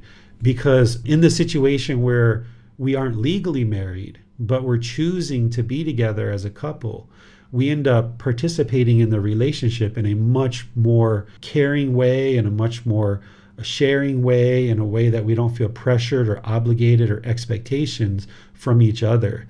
Now, that was my experience. That doesn't mean everyone's going to have that same experience. There can be people that are legally married and just have an amazing time, an amazing experience, and that's better for them than not being married. Everybody's different. But for me, that was my experience, that as soon as I got legally married, I felt like this pressure and this burden. So what we need to understand is that because of this universal truth of impermanence, that not everything is fixed and permanent, that different people are going to experience different things. We shouldn't think that everybody needs to be married, and we shouldn't expect that everyone who lives a life where they're in a relationship with life partners shouldn't be married, or that everyone should be single or everyone should have children. This is all the mind craving permanence. What we need to come to is what I ultimately understood with my first wife, is that I can't control this person, and I shouldn't even try to control this person. That instead we should all just allow each other to make our own decisions, and whatever we feel comfortable with, allow that to occur. So in the relationship that I have with my wife, who will be together for the rest of our life, I'm sure of this, is we feel most comfortable not having a legal contract with the government and just choosing to live together, because in that situation, we care about each other, we share with each other, and we're not complacent in our relationship. Where when we had this piece of paper and this government contract, I can't say for her, but I can say for myself, I became very complacent in the relationship because I knew that she couldn't leave unless there was a whole lot of things that happened in order for her to choose to leave. So there's kind of like this contract that's keeping two people bound together. But when we got rid of that and we're choosing to be together based on just our interest to care for each other and to share with each other, that's where our relationship really blossomed. And that's what's working for us. But again, everybody's going to be different. Well, since you described this marriage as a mistake, the question now is, what is the worst thing you have ever done in this life? Let me just share before I answer that question. I wouldn't consider the marriage that I had the first time a mistake, even though I kind of woke up with that thought when I first got married. After experiencing the whole relationship with my first wife, there was nothing about it that was a mistake. I learned a lot.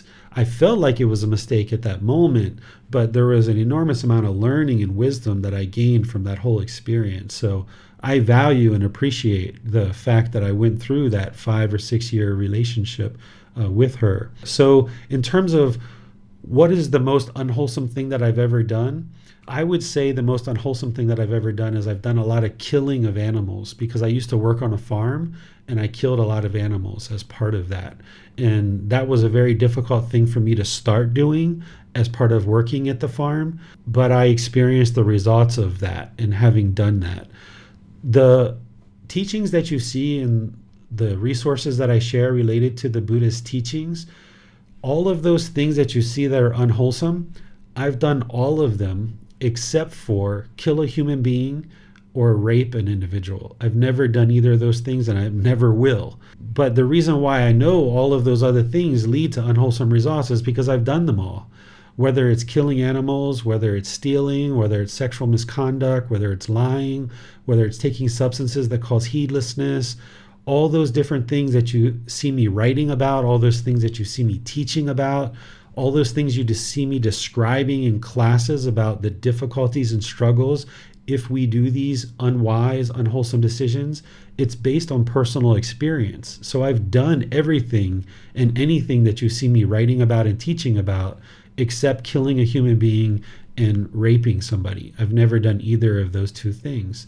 But if you ask me, what is the most unwholesome thing? I think killing animals. I had to kill goats and sheep and things like this as part of working on the farm. Well, it seems that your life have drastically changed from unwholesome to wholesome. So the question now is, when and why did you decide to walk this path or practice these teachings? So at different points in my life, I was kind of toying with doing wholesome things, but I didn't understand what that meant. So growing up as a child, I was interested in doing wholesome things, but ultimately did a lot of unwholesome things. When I started investigating all the different churches and different denominations of churches, I was interested in doing wholesome things, but I didn't know what that meant. When I went away to the group home as a juvenile, I was interested in doing wholesome things. I started learning how to do wholesome things, and I was surrounded by a lot of other people who were interested in doing wholesome things. But when I left that, I started getting back into the world, and I was kind of left to my own devices, and I wasn't maintaining that wholesomeness that I learned in that group home with the boys. So as I started spending more and more time around Asian people, I started observing how they were into more and more wholesome things, and I just started doing more of the things that they were doing. But still, I was doing a lot of unwholesome things throughout my life. It wasn't until I was here in Thailand, and specifically 2017, 2018, that I started having all these different experiences here in Thailand, and that my mind became highly discontent, utterly discontent. And I ended up going back to the hospital, and I was starting to have these psychotic breaks again, or at least the preliminary indications, the preliminary symptoms of that. And I was at the hospital, and I was there with the doctor and 2 nurses, and the doctor said to me, what would you like to do? Why are you here? And I explained to them why I was there and what I was experiencing, and that I had all these experiences in America in the past. And she said to me, well, what would you like to do? Would you like to do what you've done in the past, or would you like to do something new?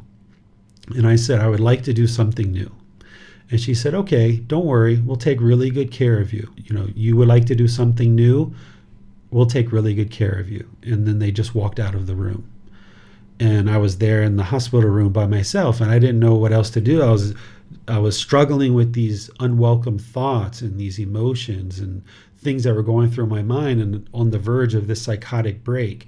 The only thing that I knew how to do was meditate. So I sat in the hospital room meditating. And every once in a while, the nurses would come in and check on me, and they're like, how you doing? I'm like, I'm doing fine. And they're like, you still would like to do something new, right? And I'm like, yeah, I'd like to do something new. They're like, all right. And they just left. And as part of that initial discussion, they asked me the symptoms that I was having, have I ever been treated in a hospital for them? And I said, yes, in America. They said, but have you ever been treated in a Thai hospital for these symptoms? And I said, no. And they said, oh, okay. They said, would you like to do what you did in the past, or would you like to try something new? And when I said something new, that's when they just left. They didn't offer me medication. They would have if I would have asked for it, or if I would have said I want to do what I did in the past.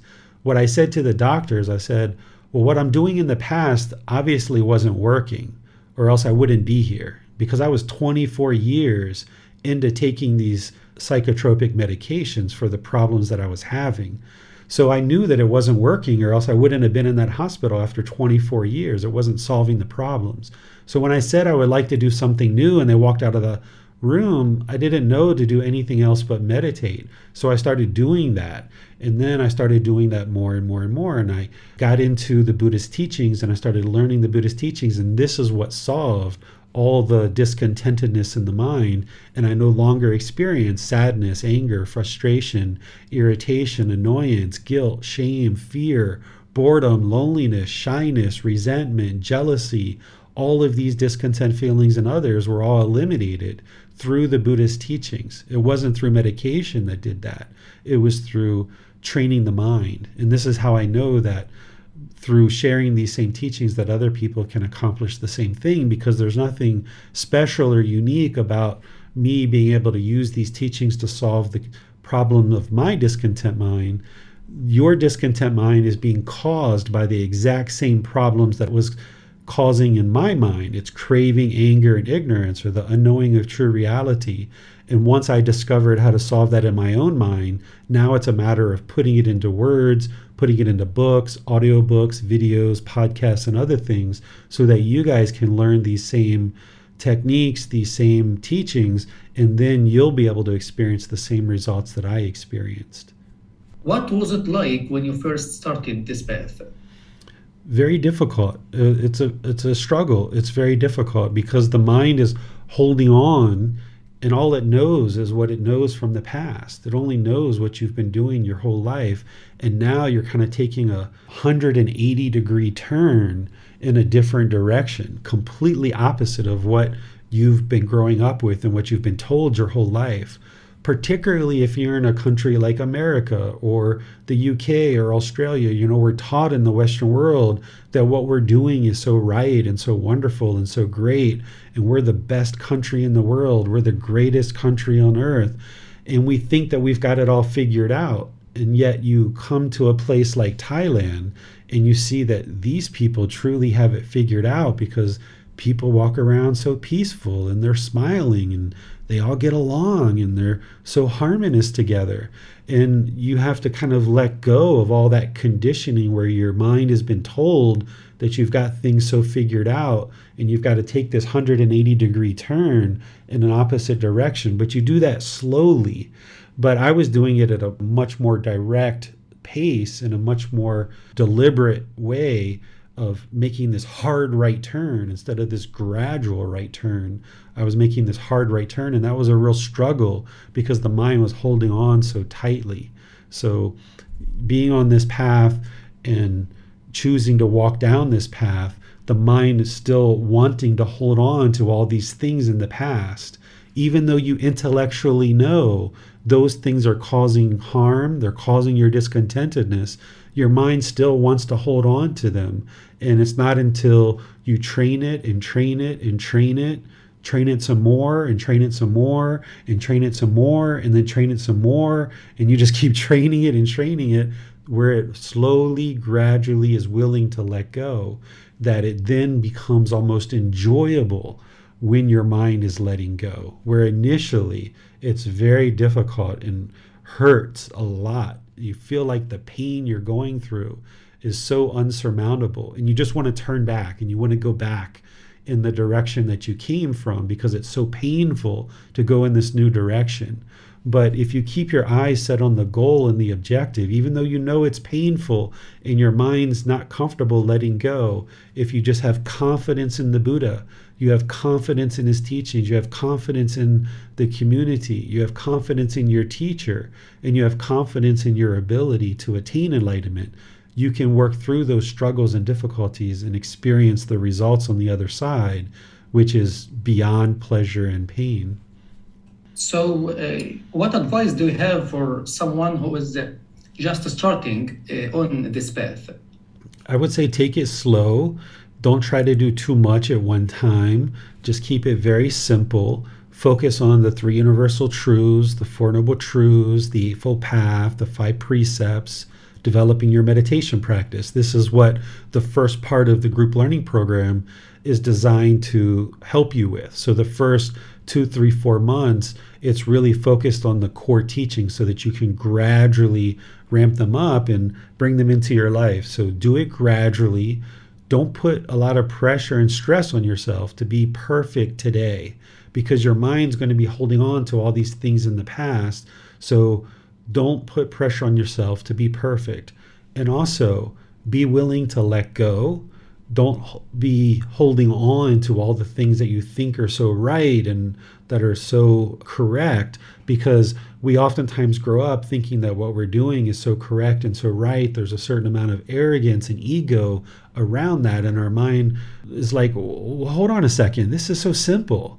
I thought life was much more complicated than this. Why is this so simple? And oftentimes the mind almost has a short circuit where it's like, hold on a second, this doesn't make sense to me. It makes sense to me to go, to multitask, to acquire lots of wealth and money and, have all these material possessions. You mean all that stuff isn't going to lead to peacefulness? It isn't going to lead to happiness? What are you talking about? This doesn't make sense to me. That's all I've ever known my whole life. And now you're telling me those things don't lead to peacefulness? So the mind oftentimes is going to want to hold on to these things, and the mind's almost going to short circuit itself.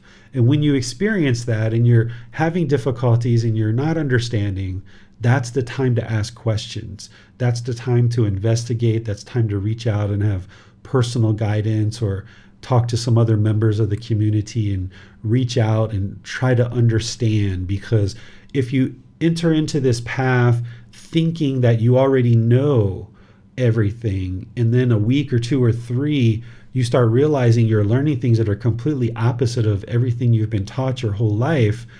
And if what you are looking for is a path to confirm that everything you already know is the truth, that's not going to lead to your progress. That's not going to lead to evolving the mind if you're looking for something that's going to confirm what you already know is the truth.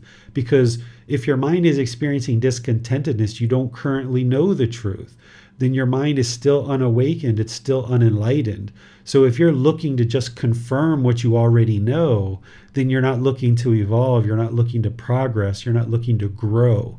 So if you're in a situation where your teacher is sharing a whole lot of things that you've never heard before, or that you don't understand, or it doesn't quite compute or fit into your mind in the way that you think it should, that's actually a really good sign, because what your teacher's sharing with you is beyond what you currently understand, and you've got to work your way up towards understanding those things.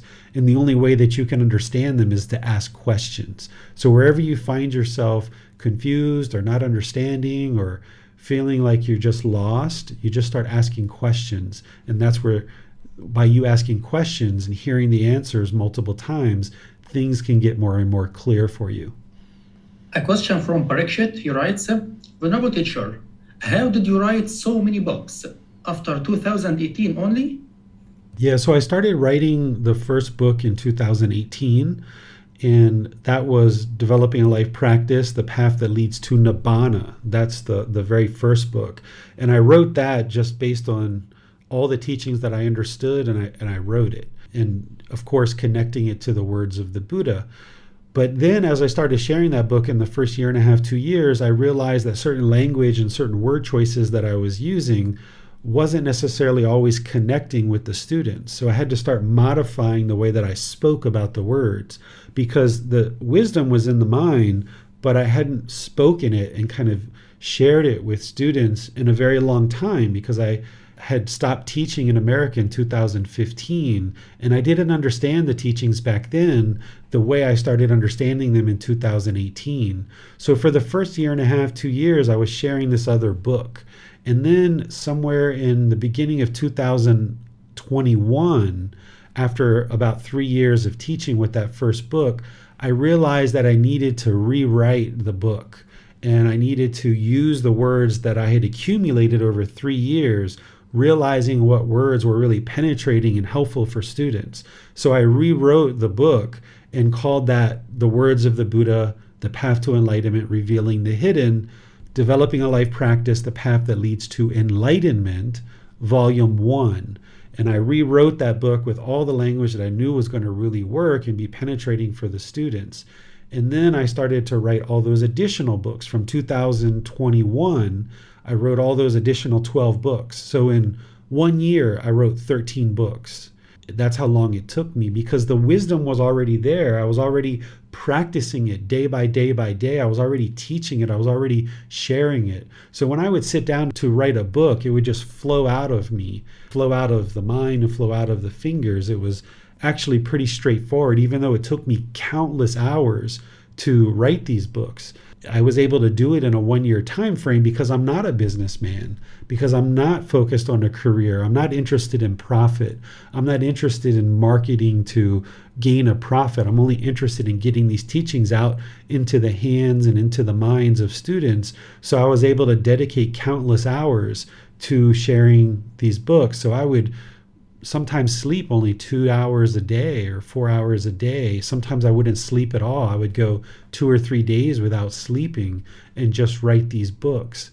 And that's what I did for that period of time, and making sure that I was able to capture these teachings in a way that connects with the students. And then the more that the students were learning these teachings, I used that as a feedback loop to see what areas of the books needed to be further expanded or clarified in order to ensure that the teachings are really penetrating for the student. So it took me, kind of 3 years to figure out the right language to use with that first book and with the teaching. And then it took me about a year to write the additional 13 books. A question from Chrissy. She writes, "Thank you, Teacher David. What are some ways we, as practitioners, can help support you in your interests to share this message?" That's similar to the question that Nick asked. In terms of the first thing is learning, reflecting, and practicing. The more that you do that and you dedicate yourself to progressing to enlightenment, that's going to only help you, those close to you, and all of humanity. And then beyond that, if you're interested in sharing your time, effort, energy, or resources to help me, you can. As I do different projects, you'll know about those projects. For example, when I was writing those books, there were students who helped me look up the references. And there was 2 students who were doing that. And then there was students who were proofreading the books as well. But now that project's over. The next thing with the books that I'm looking to do is I'm looking to create audiobooks. And I have the time and energy to do it, but I don't have the resources in terms of money. It costs money to go to the sound studio and record the audiobook. So I did that with the very, very first book. And now I would like to record audiobooks for all the other books. And I have the sound studio here 10 minutes from my house that I can go there and record those books, but I need a certain amount of resources to do that. So all the books that are sold on Amazon, the money that Amazon gives me, I keep that money to pay for the audiobooks, to actually use that money to go record, but also donations that are given to me. If I'm able to get donations to the point where it's covering my basic living expenses of that $1,500 a month, that part where I said, $2,000 a month, that extra amount, that extra $500 gives me the ability to use those resources to create resources like audiobooks and other things that will be able to help you guys. So I can live in terms of sustaining my life off of $1,500 a month. But in terms of giving you guys the resources that you need in order to continue to learn and go to do things like record audiobooks, I need that extra amount of money to be able to support projects like the audiobooks and retreats and be able to travel and be able to come teach you guys and different things like that. So those are the kinds of things that are most helpful, is to be able to support the projects that I'm involved in, because by you supporting the projects with donations, then those resources come right back to you to be able to help you learn and continue to evolve on the path. And this is the way that the Buddha actually worked this out, is that people who are sharing these teachings, like ordained practitioners and myself, we don't have careers, we don't work in the business world, but instead what we give you is we give you the teachings. And then that allows you to benefit from the teaching. So there's like this mutual support. You'll see this in the Buddhist teachings where he talks about this mutual support between ascetics and household practitioners, that household practitioners are going out into the world, they're working, they're doing their job, they're making a certain amount of income, but then they're kind of sharing some of that with the ascetics or the teachers so that we can then get deep into our practice and develop resources to share with the household practitioners. By us sharing teachings with the household practitioners, it helps them improve their life and evolve their mind and improve their life. And then as they do that, then they're more willing to share with their teachers. So there's this mutual support going back and forth between a teacher and their students. But it's not something that a teacher is asking for or requesting or requiring or anything like that, but instead just students, as they choose and they have the ability, they can help by offering their time, effort, energy, and resources for various projects that we have to benefit you. Parikshit writes, would an Arahant teacher be able to know which of their students are unenlightened, or they are in the first, second, third, or fourth stage of enlightenment? Yes, an enlightened being, an Arahant, is able to determine if others are enlightened or not. It's something that as you evolve your own mind and you understand what it takes to get to enlightenment yourself, you can see the qualities of enlightenment in other beings. And you can determine whether other people are enlightened and what stages they are. But that's not something that you should aspire to do as an individual practitioner. But a teacher can actually observe that in their students as a way of helping them. It's not something that we kind of actively do or that we need to do. But in certain situations, if we have somebody that's living with us or is spending a lot of time with us several months, we can observe certain things about their practice. And what we're looking to do is just always help people get to arahantship or enlightenment. So rather than trying to figure out, is this person a stream enter or a once returner? Is this person a once returner or a non-returner? Instead, we're just seeing the qualities of the mind that aren't enlightened, and then we're just helping that person to remove those obstacles so that they can get to enlightenment.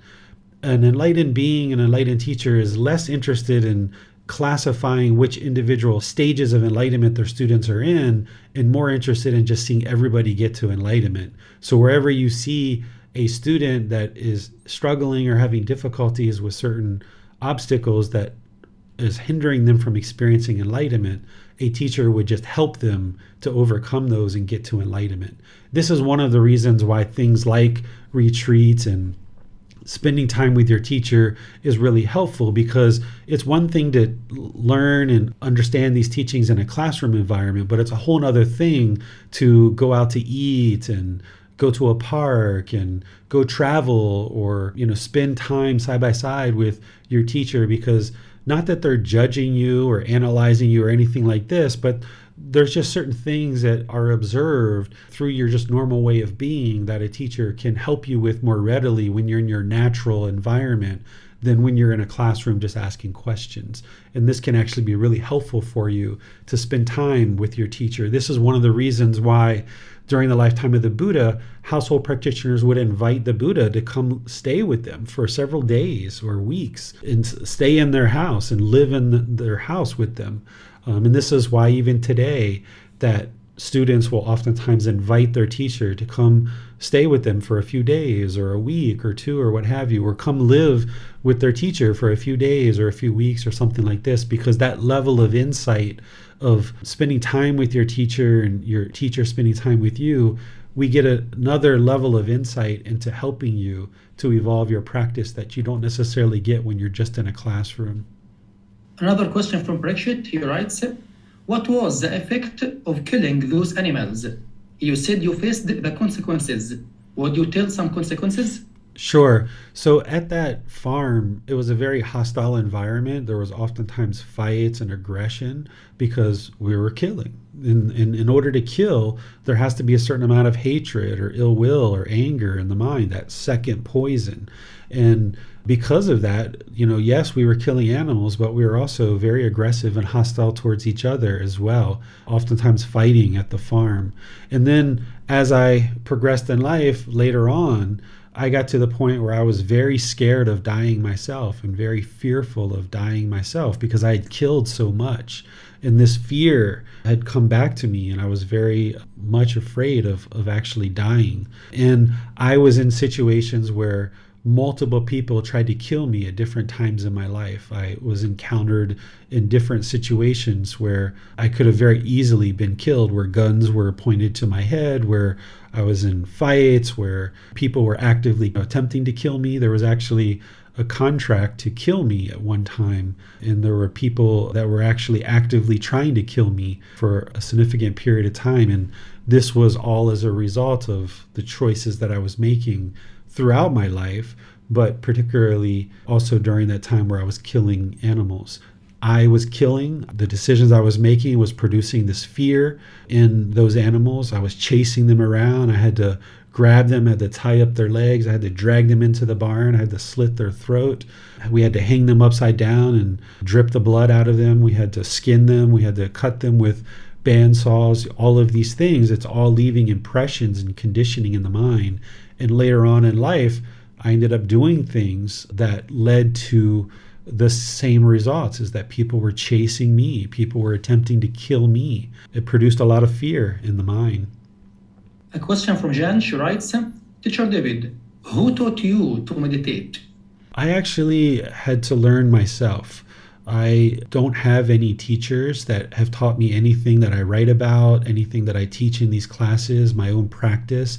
I had to learn all of this by myself because there wasn't anybody here to teach me. In Thailand, these teachings are taught in Thai. There's very few people that understand the teachings and are able to teach them in English. And if it's in English, it's not necessarily native English. It's kind of broken English. So everything that I share with you in terms of meditation or any of the other teachings are all things that I discovered on my own. Well, thanks, teacher. Let's go to Nick. Thank you, Basim. Yes, teacher. We have questions on both YouTube and Facebook. Let's start with YouTube. Susan writes, Dear teacher, you are an inspiration. If you did drugs or alcohol or had addictions, how did you stop? Most instructed humans has no relief from suffering other than distractions. Yeah, so when I was 15 years old is when I started drinking alcohol. That was a time when my girlfriend died. She was the first woman that I was with, and she was pregnant with our baby at the time and sent me into a deep depression, so I started drinking alcohol. I also started experimenting with LSD, marijuana, even had a little bit of crack cocaine at one time, kind of sprinkled into a marijuana joint. So the illicit drugs, I got away from those when I went away to that group home. But when I came out of the group home, I ended up going back to drinking alcohol kind of in my adult life. When I was traveling around as a consultant, we were really spoiled as 23, 24-year-old kids coming out of college. We were traveling first class. We had a American Express card that had an unlimited balance. We were living in corporate apartments. We were just really spoiled. So I ended up started drinking alcohol again, and I would oftentimes drink on the weekends, Thursday, Friday, Saturday. And I lived in a party area in Washington, D.C., where literally a half a block from my front door, it was the whole strip of bars and nightclubs and pubs and stuff like that. And, I could just crawl back home essentially. But I got to the point where I was drinking so much that I would spend a vast majority of the weekend over a toilet vomiting. And I didn't like the view that I was seeing on the weekends. I was just staring at a toilet for hours on end. And there was one particular weekend where I drank so much and I was vomiting so intensely that it was like the bile from the stomach contents were coming out, and it was heat, it was painful, it was like black stuff coming out of my stomach, and I was vomiting and heaving. I couldn't even get up to go to sit in the living room. I was just heaving over this toilet. And I spoke to the sky and I said, "You forsake me the first time, and now I've forsaken you. And if you allow me to live, I will never drink again." And from that moment, I decided to not drink any more alcohol. And I felt like I had forsaken God at that point because I wasn't living up to what I was intended to do in this life. And I decided at the age of 27 to never go back to alcohol again. And I stopped drinking that day. And after that, I would still occasionally, it took me a long time to get away from it, but I got away from it in terms of ensuring that I was away from it. But then at some point when I started spending time with my current wife, we would go back to nightclubs, and she would drink, her friends would drink, or other people around us would drink, but I would always drink 7-Up or Sprite or Coke or water or things like this. And sometimes people would joke me and mock me and things like this when we were at the nightclub, but it never bothered me. So this actually helped me to eliminate that personal existence view, that self-image or that self-identity of, going out and drinking and being the drinker and the man and drinking whiskey. So when people were, joking me and mocking me and things like this for drinking water at a bar, I just smiled because I knew where that alcohol led, and I wasn't interested in the hangover. I wasn't interested in throwing up. I wasn't interested in seeing the toilet anymore on the weekend. And I had so much more fun just not drinking and being sober. And sometimes I would be out at nightclubs and I would be dancing and having a good time and partying, drinking my water. And people didn't know that I was drinking water. And sometimes people saw me having such a good time and they'd be like, "What are you taking, man? Do you have any more of that stuff? Like, how can I get some of that stuff?" And I was like, "What do you mean, water? You want to drink water?" They're like, "Huh? Are you taking any pills? Like, what are you smoking?" I was like, "I'm just having fun. I'm just high on life." And they're like, "Are you serious? You've come out to a nightclub, you're not even taking drugs or any alcohol?" I was like, "No, just having fun." So you can actually enjoy a high in terms of enjoying life so much more without substances. And I realized that as I was aging, that substances were actually getting in the way of having a good time, where oftentimes we think substances is what creates the good time. But when you get rid of all that stuff and you just enjoy life, you can actually have people who are into substances ask you, like, "What are you taking, man? Like, I want some of that." "Oh, okay, here's some water. Have some water." Susan also writes, "Dear teacher, have you been or wanted to become a monk? Would you consider yourself a monk?" I'm definitely not a monk. I'm not ordained. At different times in my life, I thought I definitely would be a monk and I would need to be a monk. I actually traveled to a temple and asked them if I could ordain, a really reputable temple here in Thailand. They agreed and they said I could ordain. But what I realized through that experience is that it was actually just a craving and a desire to ordain, that once I looked at it logically, I realized that the best decision for me was to not ordain. Because in that situation, had I ordained, at that time, my wife didn't have a job. My son was about 6 years old. And if I would have ordained, she would have had a real struggle of raising this child, being unemployed, and also not knowing how to raise this child. Now that I decided, 3 or 4 years ago, not to ordain and instead live in the house, I'm able to now share these teachings with my wife and my son, and it has really dramatically improved their life and in their relationship. Whereas if I went away on my own, then left them in suffering and in discontentedness, it would have been great for me that I would have ordained, but it wouldn't have been for them. So I realized that I was interested in eliminating suffering in the world, not creating it. So by coming back to the home, even though my wife agreed that I could ordain, my son agreed I could ordain, the temple agreed, once I went there and I stayed for a couple of days, I realized through looking at this that the best decision was to go back home, share these teachings with my wife and my son, help them to build up their life.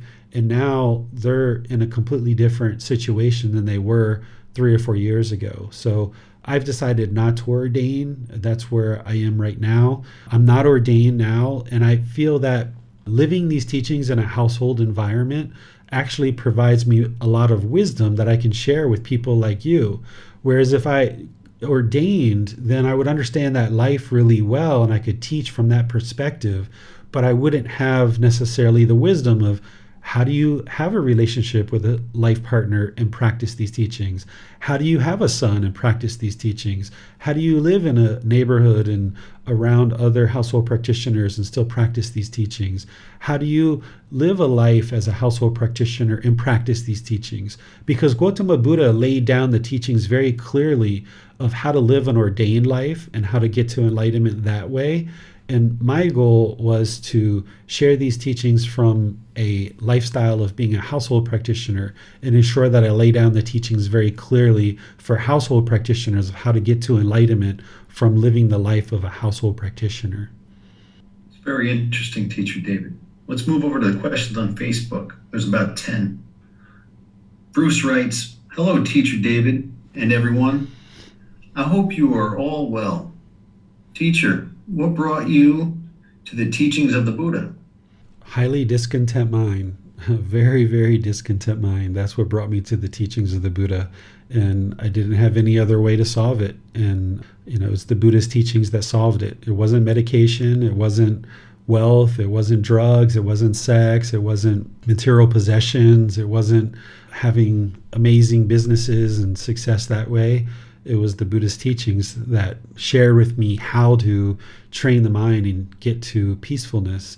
So it was ultimately those conditioned pleasant feelings, those conditioned painful feelings, those conditioned feelings that are neither painful nor pleasant that were the motivators to bring me into the teachings of the Buddha, and not being interested to ever come back here and experience it ever again in the cycle of rebirth, because I've already observed past lives and I saw all these different past lives. So I know that if I didn't eliminate discontentedness and get to enlightenment in this life, then I was just going to keep coming back and experiencing it all over again.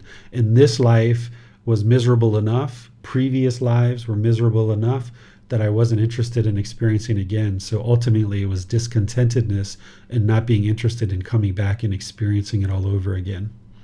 Amina writes, "Good day, teacher, and thanks for this open session to ask you questions. Would like to ask you if you ever had a moment when you had trouble staying dedicated to the Buddha's teachings. And if so, how did you return to be motivated again? Thank you."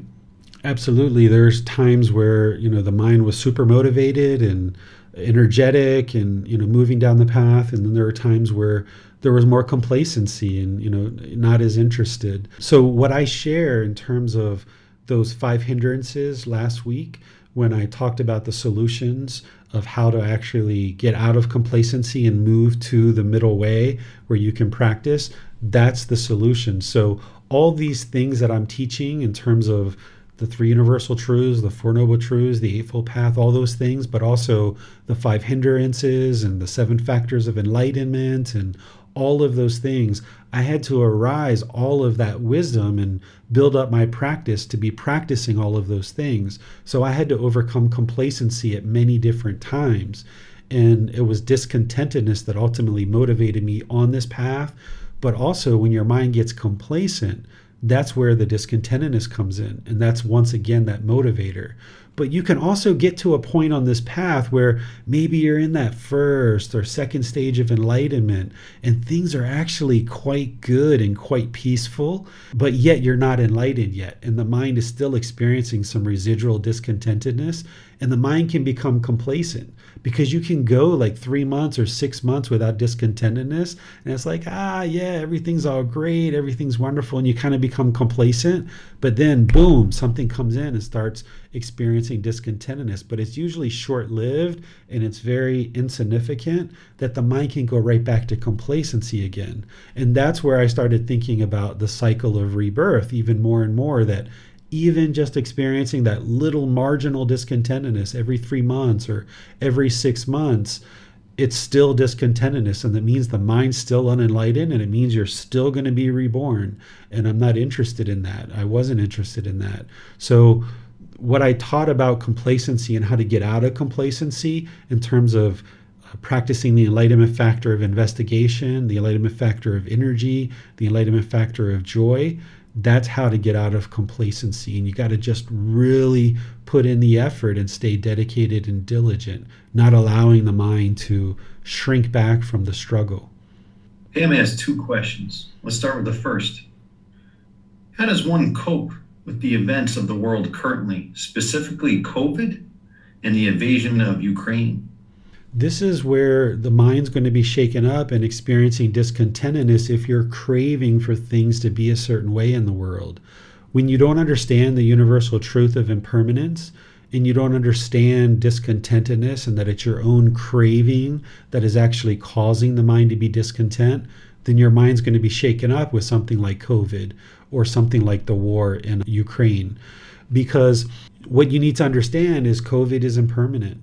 And this COVID was caused by us. It was caused by the decisions that we're making in the human world. Same thing with the war. It's being caused by craving, anger, and ignorance. When you understand what the problems are in the human mind and that every human being is experiencing the same pollutions of mind, and that all these unwholesome decisions that led to COVID and that led to the war, it's all because of what other people are doing, and you can't control that. You can't control what's going on in Russia or Ukraine, but you can control your own mind and not allow it to crave for things to be a certain way, and realize that this is all Gotama. It's the result of our decisions. It's cause and effect. So as long as your mind is craving, desiring, yearning, longing for things in the world to be a certain way, when things don't happen the way you want, your mind's going to be shaken up. It's going to be discontent. So the way to get liberated from all of that is to train the mind in things like the 3 universal truths, the 4 noble truths, so forth and so on, using the Eightfold Path and the meditation and everything else, where you can let go of the world, not craving and yearning and longing for it to be a certain way, but understand that it is the way that it is, because it's functioning through these natural laws of existence. See, the challenge that the unenlightened mind has is that it doesn't understand what it doesn't understand. It doesn't understand these natural laws of existence. So when it sees something like COVID or a war happening, the mind's all shaken up because it doesn't understand these natural laws of existence.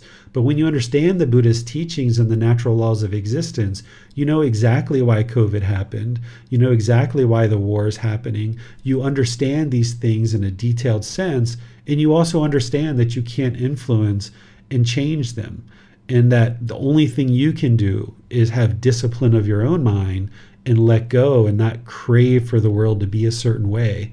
And by doing that, then you can be liberated from any discontentedness. It's not that you take joy in the fact of seeing the harm that's going on in the world, but you liberate your mind, where your mind can remain peaceful, calm, serene, and content with joy despite what's going on in the world. That's where you get to real liberation. Pam's second question, she asks, how do you deal with people who are unenlightened or unaware? Is it easier with people you don't know? But what about with friends or family members?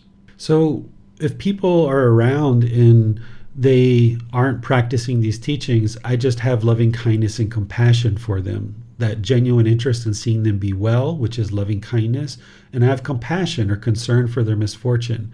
What other people say or do, it doesn't affect my mind. So someone can yell and scream, even though that doesn't really happen, but someone could yell and scream at me and at this body, and I wouldn't be shaken up by it. I would just observe that, this person is lacking wisdom. They're unfortunately practicing wrong intention, wrong speech, wrong action. Their mind is still polluted. That's really unfortunate. I have nothing but concern for this person. But as long as they're in that state, I can't do anything to fix it. Only they can fix their own mind. So them yelling at me, it only harms them. It doesn't harm me. So if I allow my mind to get shaken up by it, then now I'm harmed by it. So when somebody is acting in a way that's unwholesome or disrespectful or arrogant or egotistical, I just see it for what it is, which is that person's lack of moral conduct, it's a lack of their mental discipline, and it's all coming from their lack of wisdom. I don't think about that in a judgmental way. I think about it as just true reality, that I was once like that as well. I also lacked wisdom, moral conduct, and mental discipline. I caused all kinds of harm in the world at one time. And this person is still choosing to do that. And I'm just going to have loving kindness and compassion for them. And sometimes that means just ignoring it. Sometimes it means walking away from it. But in that situation, there's really nothing that I can do to fix that person, because they have to fix themselves. Somebody else can't fix them. Earlier in class, teacher, you mentioned Catholicism. Parikh said has a question about that. He writes, Venerable teacher, what does baptized mean? So what people do in Christian communities, and I'm not sure about Muslim communities, I don't have a whole lot of background there, but in Christian communities, they will help you to kind of cleanse you by baptizing you. This is kind of an acknowledgement of your acceptance of Jesus Christ in your life. And it's an acceptance of God, and they will usually use water, either sprinkle it or dunk you or somehow involve water as a sign of purity and kind of rebirth and kind of accepting Jesus Christ into your life. It's kind of an acknowledgement of being Christian. It's a ceremony, it's a rite, it's a ritual. It's not something that's required in order to get to enlightenment, but as part of the Christian teachings, they will oftentimes do that as kind of your entry point into the Christian faith. He has another question. He asks, how did you manage your work and spiritual life? Was it always easy? So when I was a business person, I was always putting everybody else first. This is why I didn't understand the teachings the way that I do now. That when I was in America and I was doing the things that I was doing, I was always active trying to help everybody else, but I was neglecting my own practice. I didn't even realize that I really needed to have a practice at that point. I was just busy helping employees, helping customers, helping students, helping everybody else, and just putting everything in everybody else, because that's kind of what we're taught sometimes in some cultures, is just to help everybody else.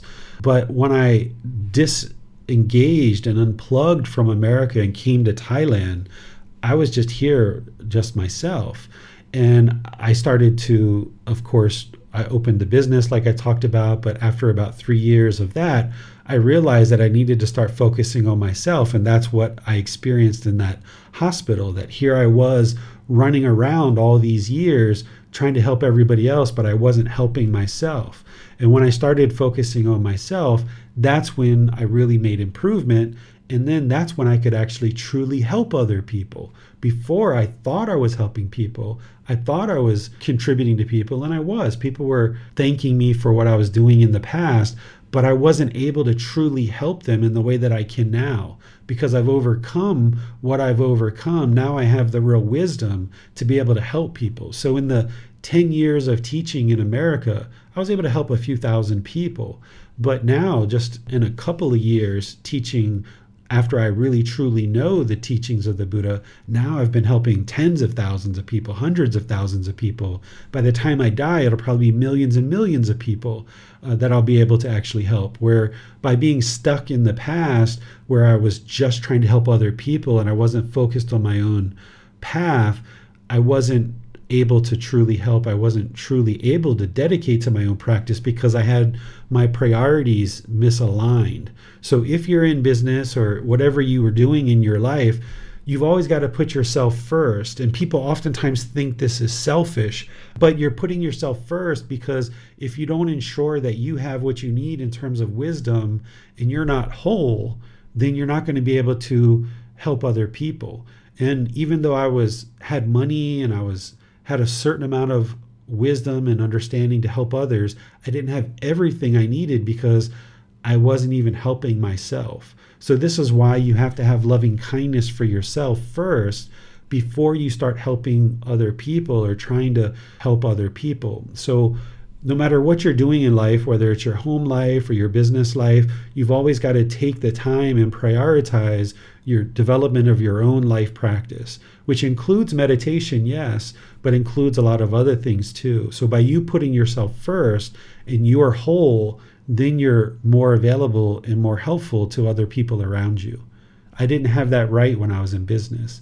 But then once I started focusing on here in Thailand, that's when I ended up getting that right, and it actually worked. There are a few people on Facebook that are saying they're grateful for you, Venerable Sir, and thank you. But Bruce has a question. He asks, did you have a dedicated teacher to help you learn the teachings of the Buddha? I did not have any teachers to help me learn the teachings of the Buddha. There are people in my life that practice the teachings of the Buddha, but they didn't even necessarily understand the teachings the way that I do now, because they were learning in different ways that they were learning. But I've never had a dedicated teacher or somebody to share these teachings with me in the way that I share them with you.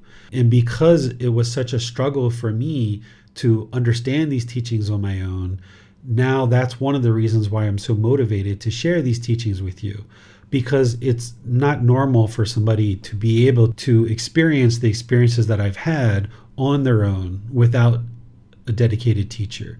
The vast majority of the world is going to need a teacher. They're going to need guidance on this path. But the resources and the availability of these teachings in the English language, and to help people who are in places like America, the UK, Australia, and other English-speaking countries, and people who are in non-English speaking countries but are speaking English, they're not able to access these teachings in English in the way that I share them. So once I started to understand these teachings in the way that I did, and I had the proper language that I felt was important to share, that's why I started documenting the teachings in the way that I did. And now I'm very motivated to share these with people, because it is such a challenge and so much work to be able to get to where I am on this path without any guidance, without any help. That's not something that I would ever suggest that anybody ever attempt to do, or that you would ever even be able to do as a person who is interested in progressing to enlightenment. It's only a unique type of individual that's able to actually do that. And now that I've experienced all that heartache and all that misery and all that difficulty of having done it on my own, that's why I'm now motivated to share it with anybody who has a real sincere interest to learn and practice. And the final question on Facebook is from Michael. He writes, Teacher David, what was the moment in your life that you finally decided to let go of craving and attachment? Well, in 2018, when I started having a significant amount of things happening in my life, and I realized how highly discontent the mind is, and I understood what the problem was, which was craving, desire, attachment, that's when I got dedicated to doing it. And then, it took time to train the mind and really actually do it and actually accomplish it.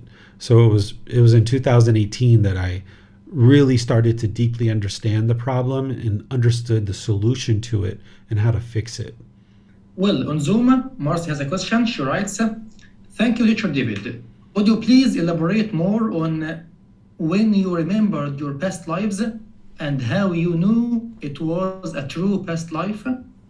Sure. So all throughout my life, from as early as I can remember, as about age 8, I started having experiences where I was remembering things from the past.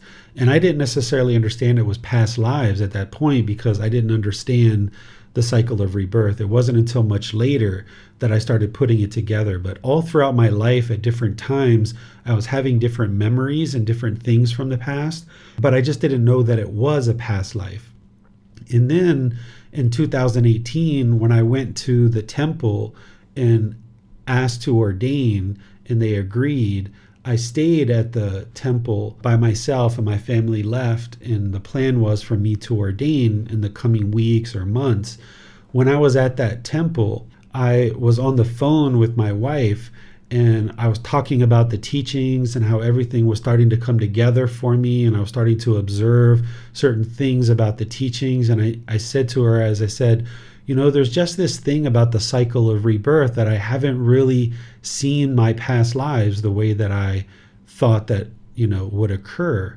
And then at that moment, there was like this movie strip of past lives. It was like if you've ever seen the old time movie strips where it was like slide by slide by slide by slide. There was like this movie strip going through my mind of all these different animal existences, one after another, after another, after another, after another, of all these different animal existences. And then as that was happening, I was just like, oh my goodness, what's going on? What's going on? Like all these animals. And then I started to think back to all the memories that I was having throughout different times of my life about all these different scenarios and all these different situations that I was in and that I was experiencing. And I started piecing it together and observing that this was past lives. So I observed all these countless animal existences, and I observed 2 previous human lives before this life. And throughout this period of time, I didn't know anything about the cycle of rebirth other than the fact that the Buddha taught the cycle of rebirth. That's all I knew. And it wasn't until about 3 or 4 months later that I was reading the teachings of the Buddha in his own words, and he was describing what we would experience in terms of our past lives, that he was explaining about how we've had countless past lives and all these other different things about the cycle of rebirth. And what he was explaining in his words was exactly what I had experienced over the course of my life and at that particular time at that temple. So I had these experiences first of observing past lives, and then when I read the teachings of the Buddha, it was just confirming what I had already experienced, which is very different than reading the teachings about the cycle of rebirth and then having the experiences, because that could be said that, okay, this person's mind was conditioned to have those experiences because they read the teachings first and then their mind kind of experienced those things. But what I was having happen was I was having all these different experiences in life. And then the more I was reading and understanding the Buddhist teachings, it was actually confirming what I already knew. So as I was reading the words of the Buddha in English, it was like talking to an old friend, somebody that I'd already knew 2,500 years ago. And it was like, oh my goodness, I know this. And it was like I was reading it and it was like confirming for me the things that I already knew. And then what I was observing is as I was reading the Buddhist teachings, the words and the language that was being used, I didn't feel was the best language to represent the teachings that I already knew. So as I was reading the Buddhist teachings, I was like, this isn't exactly correct. This isn't 100% accurate. I would like to update these teachings. So that's when I started updating the word choices. And then I would go online and I would look at talks that ordained practitioners were giving in English. And they were being asked questions of students, and students were asking them questions, and the ordained practitioners didn't have the answer. And I knew the answer to those questions. Or I was looking in Facebook groups and I saw all these different questions that different people were having in Facebook groups, and I would read the answers that were being provided, and I felt like they weren't the most accurate and best answers. So I would start including those questions into the books that I was writing, because I felt like I understood the answers, because I'd experienced going from a highly discontent mind to a peaceful, calm, serene, and content mind with joy. So I knew the wisdom that I had acquired was the truth, because otherwise my mind wouldn't have gone from discontentedness to peaceful, calm, serene, and content with joy. So the wisdom that was coming out in the books that I was writing was based on things that I had experienced in life. And then when I was learning about the Buddhist teachings, I didn't feel like the translators that were translating the teachings were providing the most accurate words. So I felt like I needed to update these books, and that's what I ended up ultimately doing. So the past lives that I observed were things that happened over the course of my life at multiple different times. And then I started piecing it together, and I realized that, wow, these are all past lives. And then about 3 or 4 months later, when I saw it in the words of the Buddha, and he was describing the same things that I had experienced, that's when I knew it was surely the truth.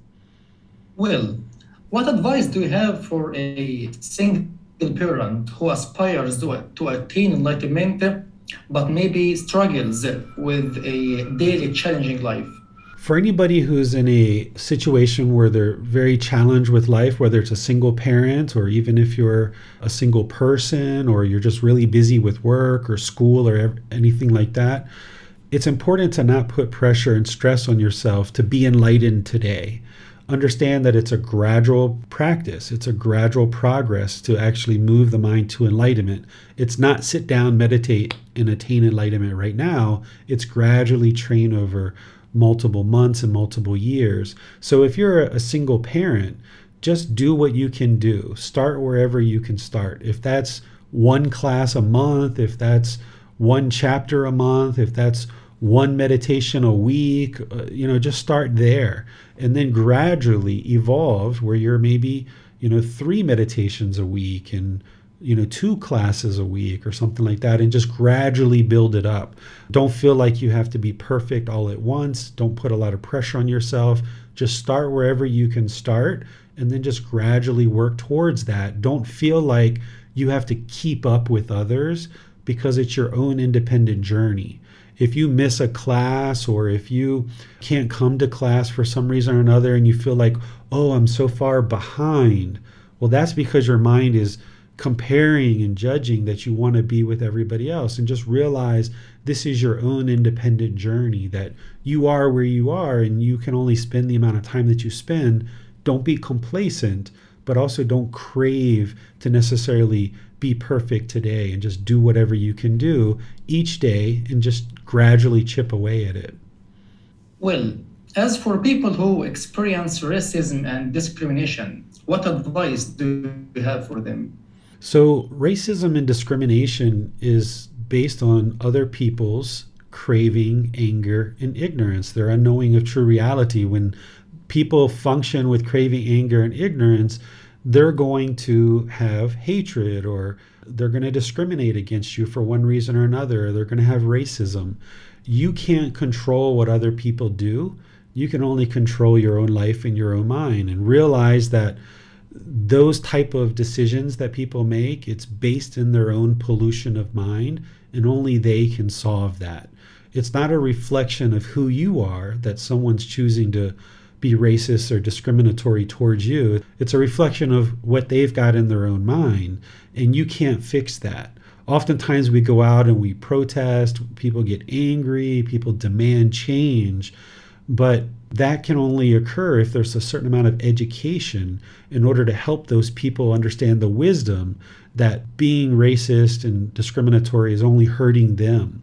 So what you should do is, instead of, kind of forcing your way and trying to force things with a certain person and trying to force that person to change their way, instead move towards the people that are supportive, encouraging, and motivating, and that accept you as you are unconditionally, and do good things with those people, rather than try to force these people to eliminate their hatred, which you can't force people to eliminate their hatred. If they're going to hold on to their hatred, they're going to hold on to their hatred. Only their own personal choices to eliminate that is what's going to eliminate it. Us being angry and forceful on the street to demand people to stop being racist and discriminatory isn't going to change their mind.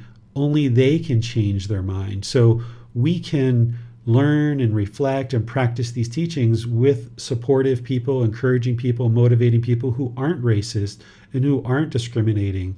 And then as that world gets bigger and bigger and bigger, and more people participate in that, then these people who are left on the outside because of their hatred and their racism and discrimination, eventually they're going to be like, man, those people are having a lot of fun.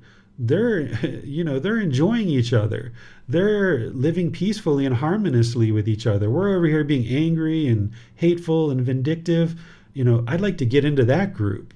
Well, if you'd like to, you're going to have to get rid of that hatred. If you'd like to come over here and have fun with us, okay, I'll get rid of my hatred. All right, come on in. You can have fun. Come on in. So that's the way that you deal with it, is you don't give it any significance, that you understand that you can't force people to change, and you move in a direction where people are supportive, encouraging, and motivating, and do good things with those people. And if these other people choose to come into your life and choose to eliminate their hatred, then wonderful. They're welcome with all, open arms. But if they want to hold on to their hatred and their resentment and their hostility, then yeah, we're not interested in that. You can stay over there. But when you're ready to let that stuff go, you're welcome to join us. Well, Marcy has her hand raised. Let's go to her.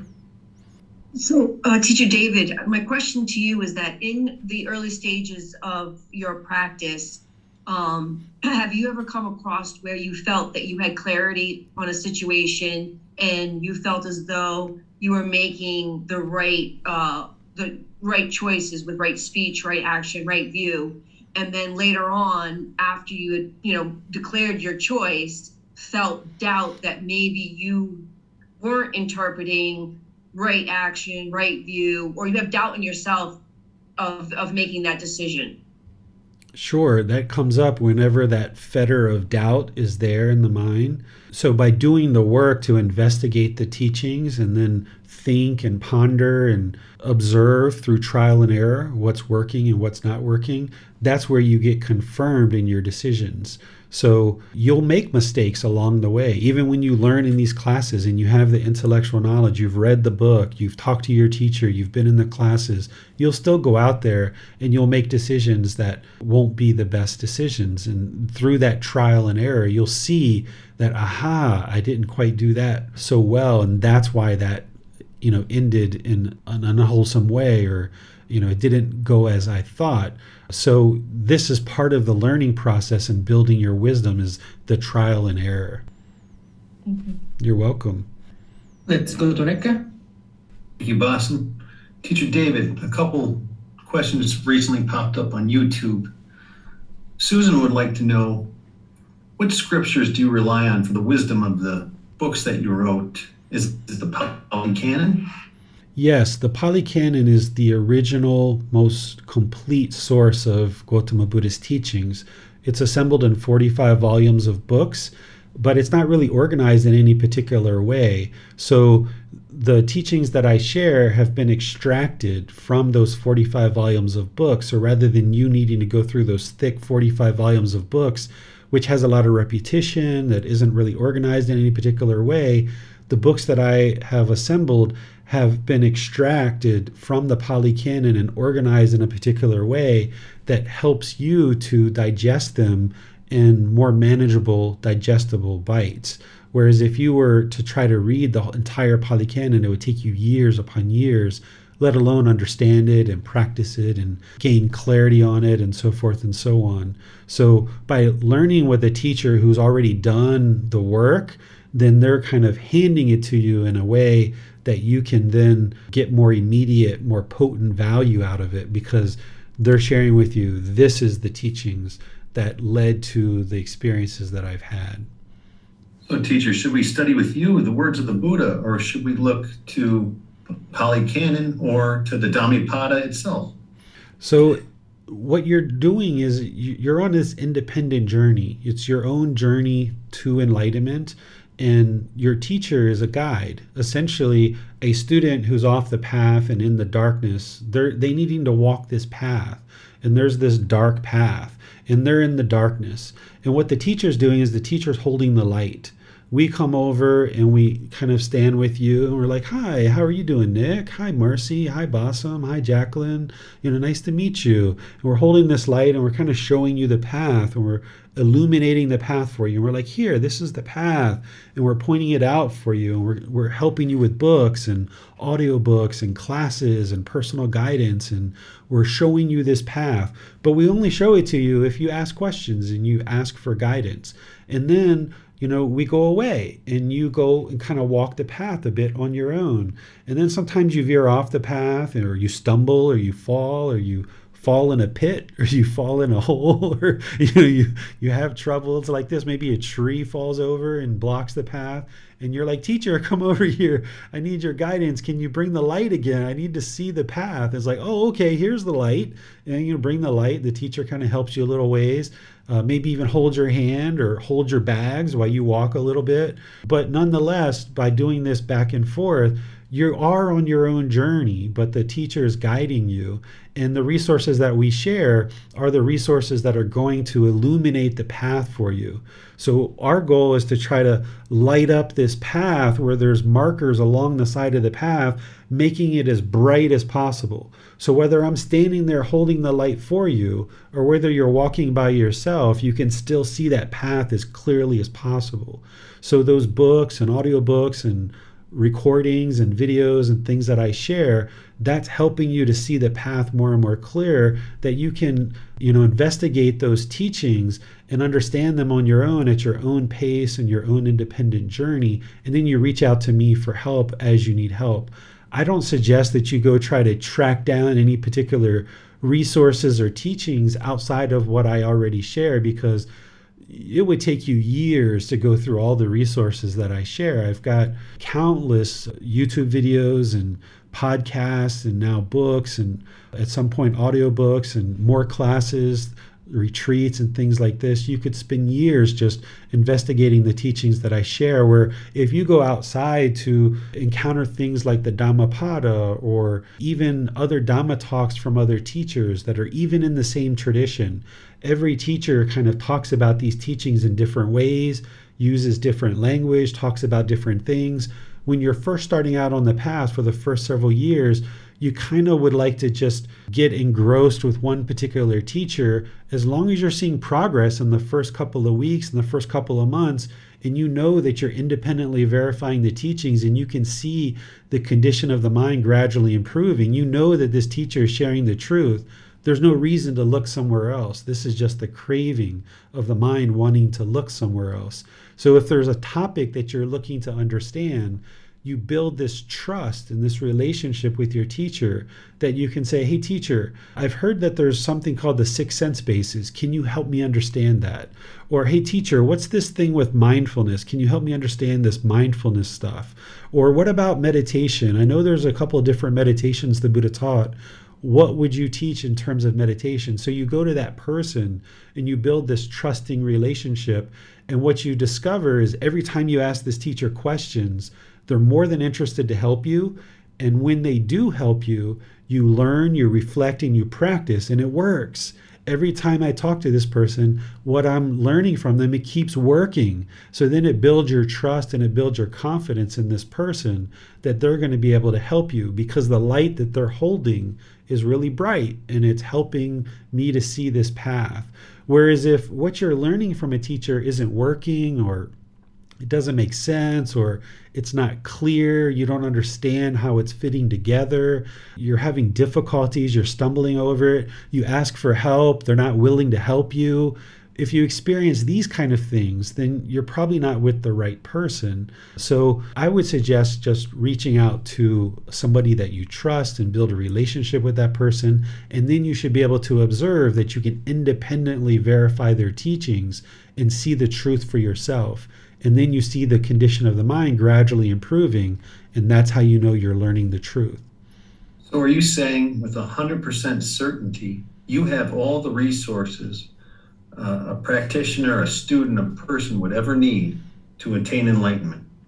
Whether somebody actually attains enlightenment or not is up to each individual and the dedication and the diligence that they put into their own practice. Each person has to do their own work. But I have 100% confidence that I have the ability to help people to get to enlightenment with the resources that I share and the teachings that I share. I know that I can help somebody to get to enlightenment, but whether they actually attain it or not is based on their own determination, their dedication, their diligence, the effort that they put in. Each individual has to do their own work, because I can't give somebody enlightenment. They have to develop their own mind themselves, and each individual is starting at different point in their practice in terms of the amount of pollution in their mind, and each person is going to put a certain amount of dedication or diligence into their practice. But if you're willing to do the work, I'm right here with the resources and with the support to help you. But each person would have to do that. And I have 100% confidence in the resources and what I'm sharing, that it will lead you to enlightenment if you're willing to do the work. I see. But would you consider your resources like a one-stop shop where everything that is, if a person had the dedication, determination, diligence, that they could do it with you under the venerable teacher David Roylance? Everything that I share is what's led to the experiences that I've had. At this point, I'm not saying that I'm enlightened or I'm unenlightened, but I can share with you that the way that I describe enlightenment is based on my own experiences, that I no longer experience any discontentedness. The mind is completely peaceful, calm, serene, and content with joy permanently. I no longer experience any anger, frustration, boredom, loneliness, guilt, shame, fear, shyness, resentment, jealousy. All of that stuff is long gone in the past. And what led to that happening for me is what I share in the teachings. So I'm not going to say that I'm a one-stop shop and that you don't ever need to look at anything else, because for me, that would be a statement of arrogance or pride or ego if I would say something like that. But I'm 100% confident in that what I'm experiencing in terms of my mental state and what I used to experience in the past is, 180-degree difference. And I know that having experienced that the teachings that I share is what led to that. So if somebody learns what I share, then what I'm sharing is what led to the experiences that I'm having with the condition of the mind. And whether you experience those same results or not is based on your dedication and based on the work that you do. And you should be able to see within a couple of days, with a couple of weeks, within a month or two, that the condition of your mind is gradually improving. And then you'll have the confidence that what you're learning with me is improving the condition of your mind.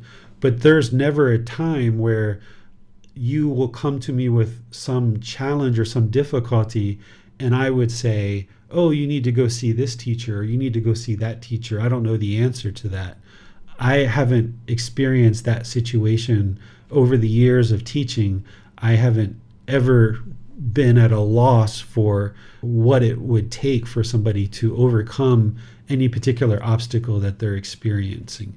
But I wouldn't go as far as saying what you're asking, Nick, just because in order to say something like that, it would have to come from a position of arrogance and ego, and I wouldn't say something like that. I see, I understand. Let me clarify, Teacher David, you have the resources to help us if we have the dedication to attain enlightenment. And would someone need a teacher, or can we just go read books from, say, Thich Nhat Hanh or anywhere else? Okay, I understand. So a student wouldn't be able to just read books and watch videos and attain enlightenment. You're going to need some guidance. You're going to need clarification. You're going to need to ask questions. And that's why everybody needs a teacher, except for one unique type of individual that doesn't actually need a teacher in order to attain enlightenment. So you're going to need guidance along the path, and that's what a teacher's for. That's why a teacher provides resources. That's why there's a community of people to be able to help you as you decide to progress on this path. In terms of other teachers' teachings, I don't suggest that somebody mix and match different resources and different teachings, because this is going to really confuse the mind. Not only because there's so many different traditions out there, but even within the same tradition, different teachers explain things in different ways. So if you mix and match resources from different teachers and you're trying to attain enlightenment on your own, you're going about it, in my view, in my opinion, the wrong way. Because if you're doing it by yourself, that's not going to produce the results that you need. You need guidance. You need a teacher. If you are mixing and matching resources from different teachers, then you're not understanding the universal truth of impermanence, in that there's no such thing as Buddhism. There's essentially all these different flavors of what people are calling Buddhism that have been modified and changed over 2,500 years. And if you try to mix and match different resources from different teachers, you're going to be seeing things and understanding things in so many different ways that you're not going to see this path very clearly. What one teacher can do for you, and you should be able to see the improvements within a few weeks or a few months, is they should be able to illuminate the path very clearly for you, so it's very easy for you to walk forward. So whether you're learning with me or you're learning with some other teacher, I would suggest you stick with just one teacher, especially when you're first starting out, and you should be able to see that you can independently confirm the teachings. You're independently verifying that, and you see that the condition of the mind is improving, that discontentedness is gradually diminishing. And if you're seeing that, then you know that you're learning the truth, and what you're learning from that teacher is improving the condition of the mind. And the resources that I share will do that if you're willing to put in the work to actually move the mind and evolve the mind towards enlightenment. I see. So we would need a teacher that we could converse with and ask questions to. And we'll know if it's working or not by the condition of our own mind improving. We will experience the results. So we'll know. Is this correct? Right, that's correct, because there's no belief in the Buddhist teachings. You're not just believing things and doing things based on faith and belief, but instead you're learning, reflecting, and practicing.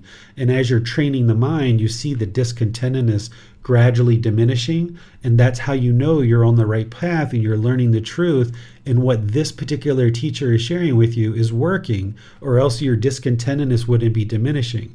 So in situations where you used to once get angry, now you just get irritated. And now, a little bit later, you just get annoyed. And a little bit later, a few months down the road, the same thing that used to have anger and rage in the mind's peaceful. You don't feel anything at all. And that's how you know the training that you're undergoing is working. It's the truth. And this particular teacher that's sharing those teachings with you is ultimately sharing the truth with you, because you've seen the changes in the condition of the mind. The Buddhist teachings aren't believe a whole bunch of things and hope that something good happens for you at the end of your life. That's not what the Buddha did. The Buddha taught things, and then when you learn and practice those, you see the improvement to the condition of your mind now in this present life.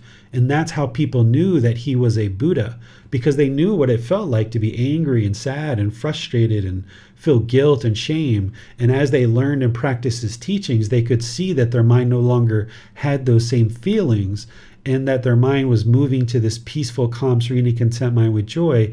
And that's how they know this guy is a Buddha, because he meets the criteria of being a Buddha. Thank you for explaining that to us, teacher. The final question on YouTube comes from Juan. And first, he thanks you for explaining the things like COVID and Ukraine and how to control, what you said earlier.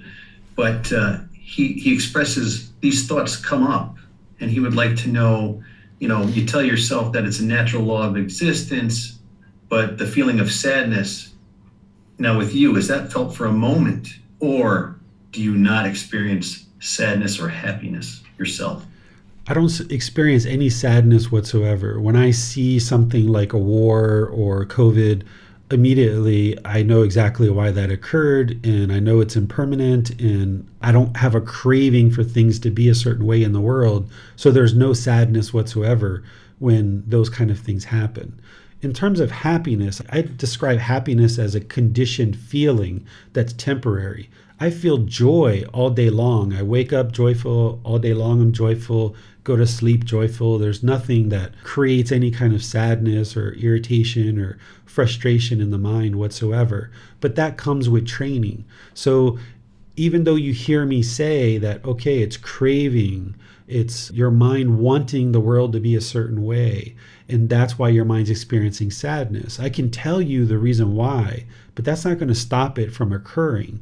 The only thing that's going to stop it from occurring is when you train your mind. Because yes, at one time in my life, I would watch the news and I would get very angry. I would get frustrated. I would, I went one time a whole year without watching any TV in America. It was the most peaceful time of my entire life in terms of when I was in America, that I didn't watch any news. I didn't watch any TV or anything for an entire year. So I know what those experiences are like, but because now I've gone through the training and I've trained the mind. I can watch the news and I can see what's going on around the world, and it doesn't affect the mind because I understand why these things are happening, and the mind has been trained to not crave for things to be a certain way. So there's the intellectual learning of why the mind is experiencing what it's experiencing in terms of discontentedness. Then there's reflecting on it and starting to see the truth. But then there's practicing and training the mind actively on a daily basis to eliminate the pollution in the mind, the conditions in the mind that are causing the discontentedness. And once you purify the mind and you eradicate those conditions that are causing the discontentedness, then the mind will no longer experience discontentedness whatsoever. So for someone like Juan that has experienced sadness for a moment, before he cuts it off or anything like this, the advice is just progress and study and practice the teachings of the Buddha? Yes, because cutting off the news isn't solving the problem. That's what the unenlightened mind thinks, is that by turning off the news, it's going to solve the problem. The problem is the craving, desire, attachment. The problem isn't the war. There's the war, there's COVID. Those things are happening based on the natural laws of existence. Those things are always going to happen for a certain period of time in the world. Things are going to happen in the world that you disagree with and that you don't like to see occur. Those things happening aren't the problem. Yes, they are a problem, but they're not the real problem. The real problem is that your mind wants there to be permanent health in the world. Your mind has this longing, this craving for there to never be any war and no fighting, no bombing. Sure, it's a very wholesome aspiration that we never have any war in the world. Sure, I'd love to see that too someday.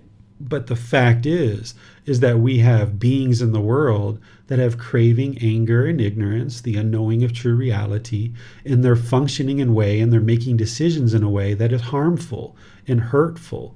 And we can't change those beings. We have no way of changing those beings and the decisions that they're making. So the real problem that you are experiencing is your craving, your desire, your yearning, your longing, wanting the world to be a certain way. And you can't just snap your fingers and eliminate that. You have to gradually train the mind to eliminate that. And that's why the Buddha talks about the path to enlightenment is gradual training, gradual practice, and gradual progress, that you need to gradually train the mind to let go and not want the world to be a certain way. So if you're experiencing sadness when you see the news, turning off the news might be a temporary fix, but the real problem is deeply rooted in the mind that you have craving. Once you're enlightened, you can watch the news, you can watch whatever you'd like to watch, and the mind won't be shaken up by it. So at a certain point, once you get a handle on the mind and you start getting it under training, realizing that you do have a problem watching the news and that the mind has craving and experiences sadness, what I would suggest after you get under training is to watch the news and try to see if that craving is still there and watch it in small little doses. And then you kind of train the mind for a few months and then you watch the news a couple of times. Is it still producing discontentedness? It is. Okay, keep training. All right, go back to the news. Okay, less discontentedness. All right, keep training. Watch the news. Oh, no discontentedness. Look at that. That's how you know you're making progress. So if you just avoid the news, you can't avoid it permanently. There's going to be people in your life that are going to tell you the certain things that are going on in the world. If you still have that craving in the mind, it's going to arise discontentedness. So the real solution is to remove and eliminate the craving. It can be helpful and wise to limit or eliminate the news for a period of time, but that's not permanent. You can't rely on that permanently. The only permanent solution is to eliminate the craving in the mind. That's what will ultimately solve the problem. Juan would like to know when the next retreat in Thailand will be. And before we pass this back over to Bassem, I was wondering if you could take a moment to tell the listeners here also about the U.S. retreat and where they can find this information. Is it on BuddhaDailyWisdom.com? Yeah, everything's on BuddhaDailyWisdom.com. The next retreat in Thailand is April 18th. I have a 5-day course that I'm teaching. And I teach every week here in Chiang Mai on every Saturday. But there's a 5-day class in April. There's one in August. There's one in November that are happening this year that you're welcome to come to if you live in Thailand or even if you're outside of Thailand. They just made it really easy for people to come into Thailand with COVID and everything. You can just test and go is what they call it. So it's really easy to do that. So you're welcome to come to that. You're welcome to attend the classes online. You're going to need a combination of all of these things. Learning in person is really helpful. That's really the way to really bring the teachings into your life. But we can also do a lot online too, because you need that consistent ongoing learning. So this group learning program is restarting on Wednesday, and that's going to be that consistent learning for you. And then if you can come to Thailand or you can come to the retreat in America, which is happening in June, at the end of June, starting on the 26th of June, going to July 1st, you can do that.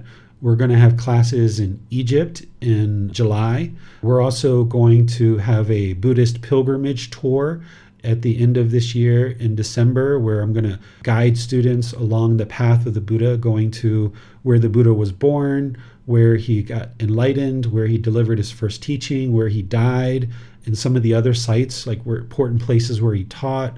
We're going to a temple where his doctor donated a temple to the Buddha. So we've got all these different activities, and you can just choose to participate where you were able or where you would like to participate, whether it's online in America, Egypt, going to Nepal, India, here in Thailand. There's all these different opportunities to learn. And depending on where you live, you can create an event in your local community as well, and then just invite me to come, and then I'll come and teach you and your friends and your family, people in your community. That's how the teachings come into various communities, is by students inviting their teacher to come teach. Well, let's go back to Marcy. Teacher David, I think you kind of answered this, but in your practice, did you ever find a time where you recognized you were having discontentedness, but you understand the Eightfold Path, you know how to address it and stuff, but it seemed to linger and you just couldn't, you kind of felt stuck, like like you couldn't get past this discontentedness, and but you have clarity, like you have the knowledge and the understanding of the Eightfold Path. And if you did experience this, what did you find beneficial? Yeah, so after you learn enough of the teachings and you're practicing enough of the teachings, you'll notice discontentedness will diminish, but there's still like this ickiness. There's still like this residual ickiness that kind of happens. You like know the situation that happened, you know what you're craving, you're getting rid of it, you're working on the meditation, but there's just this ickiness, this unsatisfactoriness, this residual amount of discontentedness that's lingering. And this is because of the lingering and residual craving, desire, attachment. And you just need to keep putting together more and more of the teachings. Just continue to practice, continue to meditate, continue to accumulate more and more of the benefits. And this is what will ultimately eliminate it. It's kind of like if you were deadly thirsty, you hadn't had anything to drink for many, many days. You could drink a glass of water, but you're going to be thirsty like 5 minutes later. And you might drink another glass of water and you're going to be thirsty an hour later. You just have to put enough glasses of water together that the body's fully hydrated. And it's going to take many weeks or many months for the body to get fully hydrated because it went through a period of such dehydration. So it's the same thing with these teachings, as we've lived so long in this life, in previous lives, without understanding these teachings and without having the wisdom. And now, even though we have the wisdom and we've done the intellectual learning, the mind is still being transformed. It's still transitioning. It's still evolving. So there's these lingering times of discontentedness that are just going to kind of linger, and you just continue to practice. You continue to try to cut that off. You continue your meditation. You continue to do things, and then one day or one moment you'll be sitting there, and then boom, that discontentedness will be gone. The Buddha calls this maturing and release. that you have to mature and mature and mature and mature and kind of accumulate the benefits, and then it'll release. So the best thing to do in that situation when you're experiencing that residual ickiness and discontentedness is don't crave the peacefulness, because the more you crave the peacefulness, the more the discontentedness will stay around, because you'll be discontent that you're discontent. So what you do is during that ickiness is you just, okay, I'm feeling icky. I don't like this. I know it's craving and desire, but I've dealt with that. All right, I'm just going to keep going. I'm going to keep meditating, keep staying dedicated to it, and it'll be gone. It's impermanent. It's just a matter of time. Just keep plugging away. But the more you crave peacefulness, the longer that ickiness is going to stay around. Thank you so much. Thank you. You're welcome. Let's go back to Nick. Thank you, Bassem. Teacher David, it looks like there is one final question on Facebook from Michael. He writes, would you consider craving, anger, and ignorance as conditions? Yes, craving, anger, and ignorance are conditions. The mind has these pollutions, these taints, these conditions that are causing it to be unenlightened. And it's when you remove those conditions of craving, anger, and ignorance that now your mind is purified. And with those conditions eliminated, now you experience the radiance and the brightness and the brilliance of the enlightened mind. Well, on Zoomer, Manal has a question. She writes, what criteria did you review in order to extract the chapters from the Pali Canon into your books? Was this an extensive process for you or fairly straightforward? The first book, Volume 1, I wrote that based on the beginning, middle, and end, providing an overall framework and structure of what's needed in order to have a solid foundation in understanding the path to enlightenment. And as I wrote that, then I extracted the words of the Buddha that I needed in order to support what I was laying down as the foundation of the path to enlightenment. So first I laid down all the teachings that illuminates the path, and then I extracted the words of the Buddha that support what I was sharing. Volumes 2 through 13, these extracts actually were done by a team of people at a temple. There was about 100 or 200 people, from what I understand, that went through and read all the 45 volumes of books, and they chose what chapters to extract. And it just happens to be those books that I encountered, that my wife purchased. And when I read them, there are these little books like this, that these are the books that I was reading and realizing that I felt like the language could be improved. But what they've done is this organization, by extracting all these teachings, they've done all the work of reading through the 45 volumes of books and extracting the most important teachings. And then once they were in here, they worked for me, so I know they'll work for you. But then there's certain chapters that I had run across in terms of what I was looking at in the Pali Canon that aren't in these books. So the books that I wrote, I updated the language, I added the references, I put the explanations, and then I added some chapters into them that will ensure that you have what you need in order to learn the teachings of the Buddha and get to enlightenment. So it wasn't actually me that did the massive amount of extract from volumes 2 through 13.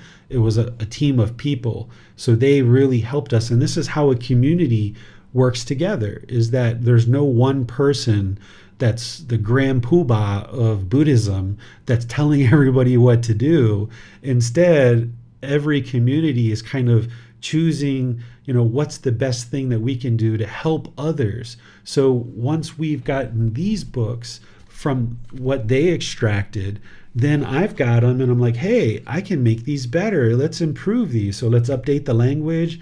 Let's add the references. Let's put some explanations. Let's add some more chapters. And then people proofread these. And now you guys get to benefit from all this accumulation of benefit. And even before the team of people at the temple did their work, there was a ordained practitioner who spent 27 years translating these teachings. And then before him, there was another ordained practitioner that translated them for them. So there's been this whole community of people over hundreds and thousands of years, for 2,500 years, that have just been moving these teachings from place to place to place and building them up, making them more and more readily available and applicable to your life. And because of impermanence, a student doesn't necessarily know what's right or wrong in the teachings, and this is why you don't believe anything. So when I was learning these teachings, I didn't believe that these were the Buddhist teachings. I didn't believe them at all. I read them and I was like, that's interesting. This book is telling me that the Buddha said that. Well, let me independently verify it and see if it's true. So then you start reflecting on it and you start practicing it and you start looking to see if it's the truth. So even though there's been countless people that have preserved these teachings over the years, you don't believe these teachings, including what I write in these books. Instead, you learn, reflect, and practice. And if you can independently verify it, and then through your training of the mind, you see the condition of your mind improving, that's the truth. The Buddha surely said that, because what he said 2,500 years ago, my teacher has this in this book. I learned it. I reflected on it. I independently verify it's the truth. I'm practicing it. I see that the condition of the mind's improving. That's how I know it's the truth, and it's improving the condition of the mind. And that's where you can have confidence that what you're learning and practicing is the truth, and it's leading to enlightenment. Well, I noticed something, and I'm interested to ask about. When it's a birthday of someone, of those who are learning with you, you do not wish them a happy birthday. And even if someone dies, you do not share any condolences. Is this right? Yeah, I don't do that. It's not because I don't care. It's not because I'm not interested. It's not because I don't have affection for the people who are in my life and the students. But the reason why I don't say happy birthday or I don't share condolences is because the way that I see my role in life is that I need to be a teacher for everybody and anybody and leave myself open to all beings to be able to learn with me. And in my practice, I'm interested in treating all beings equally. So I don't have confidence in myself to be able to remember your birthday, Bassam, and wish you a happy birthday, and also wish Marcy a happy birthday and Nick a happy birthday too. With all these thousands of students and all these millions of people all over the world, I'm interested in treating everybody equally. And if I'm going to wish you a happy birthday, Bassam, I need to be able to wish everybody else a happy birthday too. And that's not something that I think that I could actually manage. So rather than wishing you a happy birthday, I'm just going to share the teachings with you, allow you to learn them for free, for no cost. Just see if you can support the community if you choose, but you're not required to or expected to. But me wishing individual people happy birthday, it's not because I'm not interested in seeing you be well. In fact, I'm very interested in seeing you be well. I have an enormous amount of loving kindness and compassion for you. That's why I spend so much time sharing these teachings. But in terms of wishing you a happy birthday, I can't do that equally for all people. And I can't know when everybody's dying to be able to wish everybody condolences upon death of beings all over the world. So I just choose to not do that for anybody and just continue to teach and share teachings and, so forth and so on. One last question, teacher. Do you think that the teachings that you are sharing and you are dedicating your life for will help the world to be a better place to live in?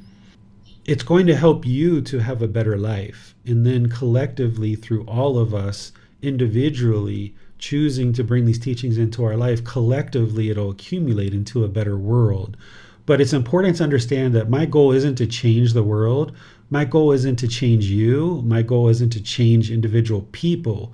My goal is to make myself available, and that these teachings are available for those people who have a sincere interest to learn them and practice them. When people choose to do that, they will see the benefits for themselves in their own life. And there's nothing about the world that needs to be changed, because the world's functioning through the natural laws of existence. The thing that needs to change is your understanding, your wisdom. You need to understand the natural laws of existence. And if every single person gradually does that over many generations, then the world will become a peaceful place. It will become a better place to exist. but it's not that we're trying to change the world or change other people. We're focusing on improving the condition of our own mind and changing our own mind. And by doing that, through understanding the natural laws of existence and how this world functions, then each individual being will make better decisions, wiser decisions, and then gradually it will accumulate into the world becoming a more peaceful place. Many thanks, sir. That's all for today. Okay, I think this is officially the longest class that we've ever taught. I guess it's probably a good idea that we do this maybe every once in a while. It's been 2 years since we've had a class like this. I'm actually quite amazed to see that there's still people hanging in there and still in class. So very pleased to see that you guys are so interested to learn these kind of things. Maybe we should do this every 6 months or once a year at the beginning of a group learning program. Maybe this is something that's really helpful for you guys to have just an open, session to ask any questions that you like. So thank you all for your questions, for your participation. You're interested in learning the teachings of the Buddha. On Wednesday, we're going to be focusing on restarting this program, and we're going to go through and I'm going to explain the program to you and how to get the most benefit out of it and what you can see as you progress through the program. So I'll explain to you how to get the most benefit and the best results out of learning and practicing these teachings in terms of progressing in this group learning program. And then on Sunday next week, we're going to be starting with discussing the Eightfold Path. I'm going to have a 3-part series where for 3 consecutive Sundays, we're going to break down the Eightfold Path into 3 individual pieces so we can dive really deeply into each individual section: wisdom, moral conduct, and mental discipline. So next Sunday, we're going to be discussing only right view and right intention. We're going to be using the words of the Buddha and penetrating that very deeply so that we can spend a lot of time really just understanding those 2 steps.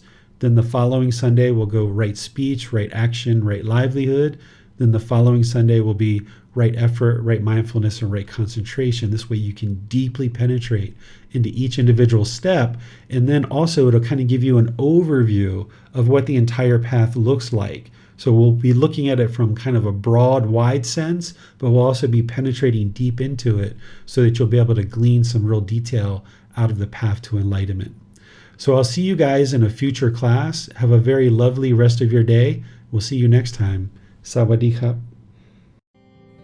Thank you for listening to this podcast. To provide support for this podcast, visit patreon.com/support Buddha. To access more teachings, visit buddhadailywisdom.com. There, you will discover a full range of courses, retreats, and online resources to assist you on the path to enlightenment. Remember to establish a daily, consistent meditation practice, along with learning and practicing these teachings. A well-developed meditation practice is the foundation in which to train the mind to attain enlightenment.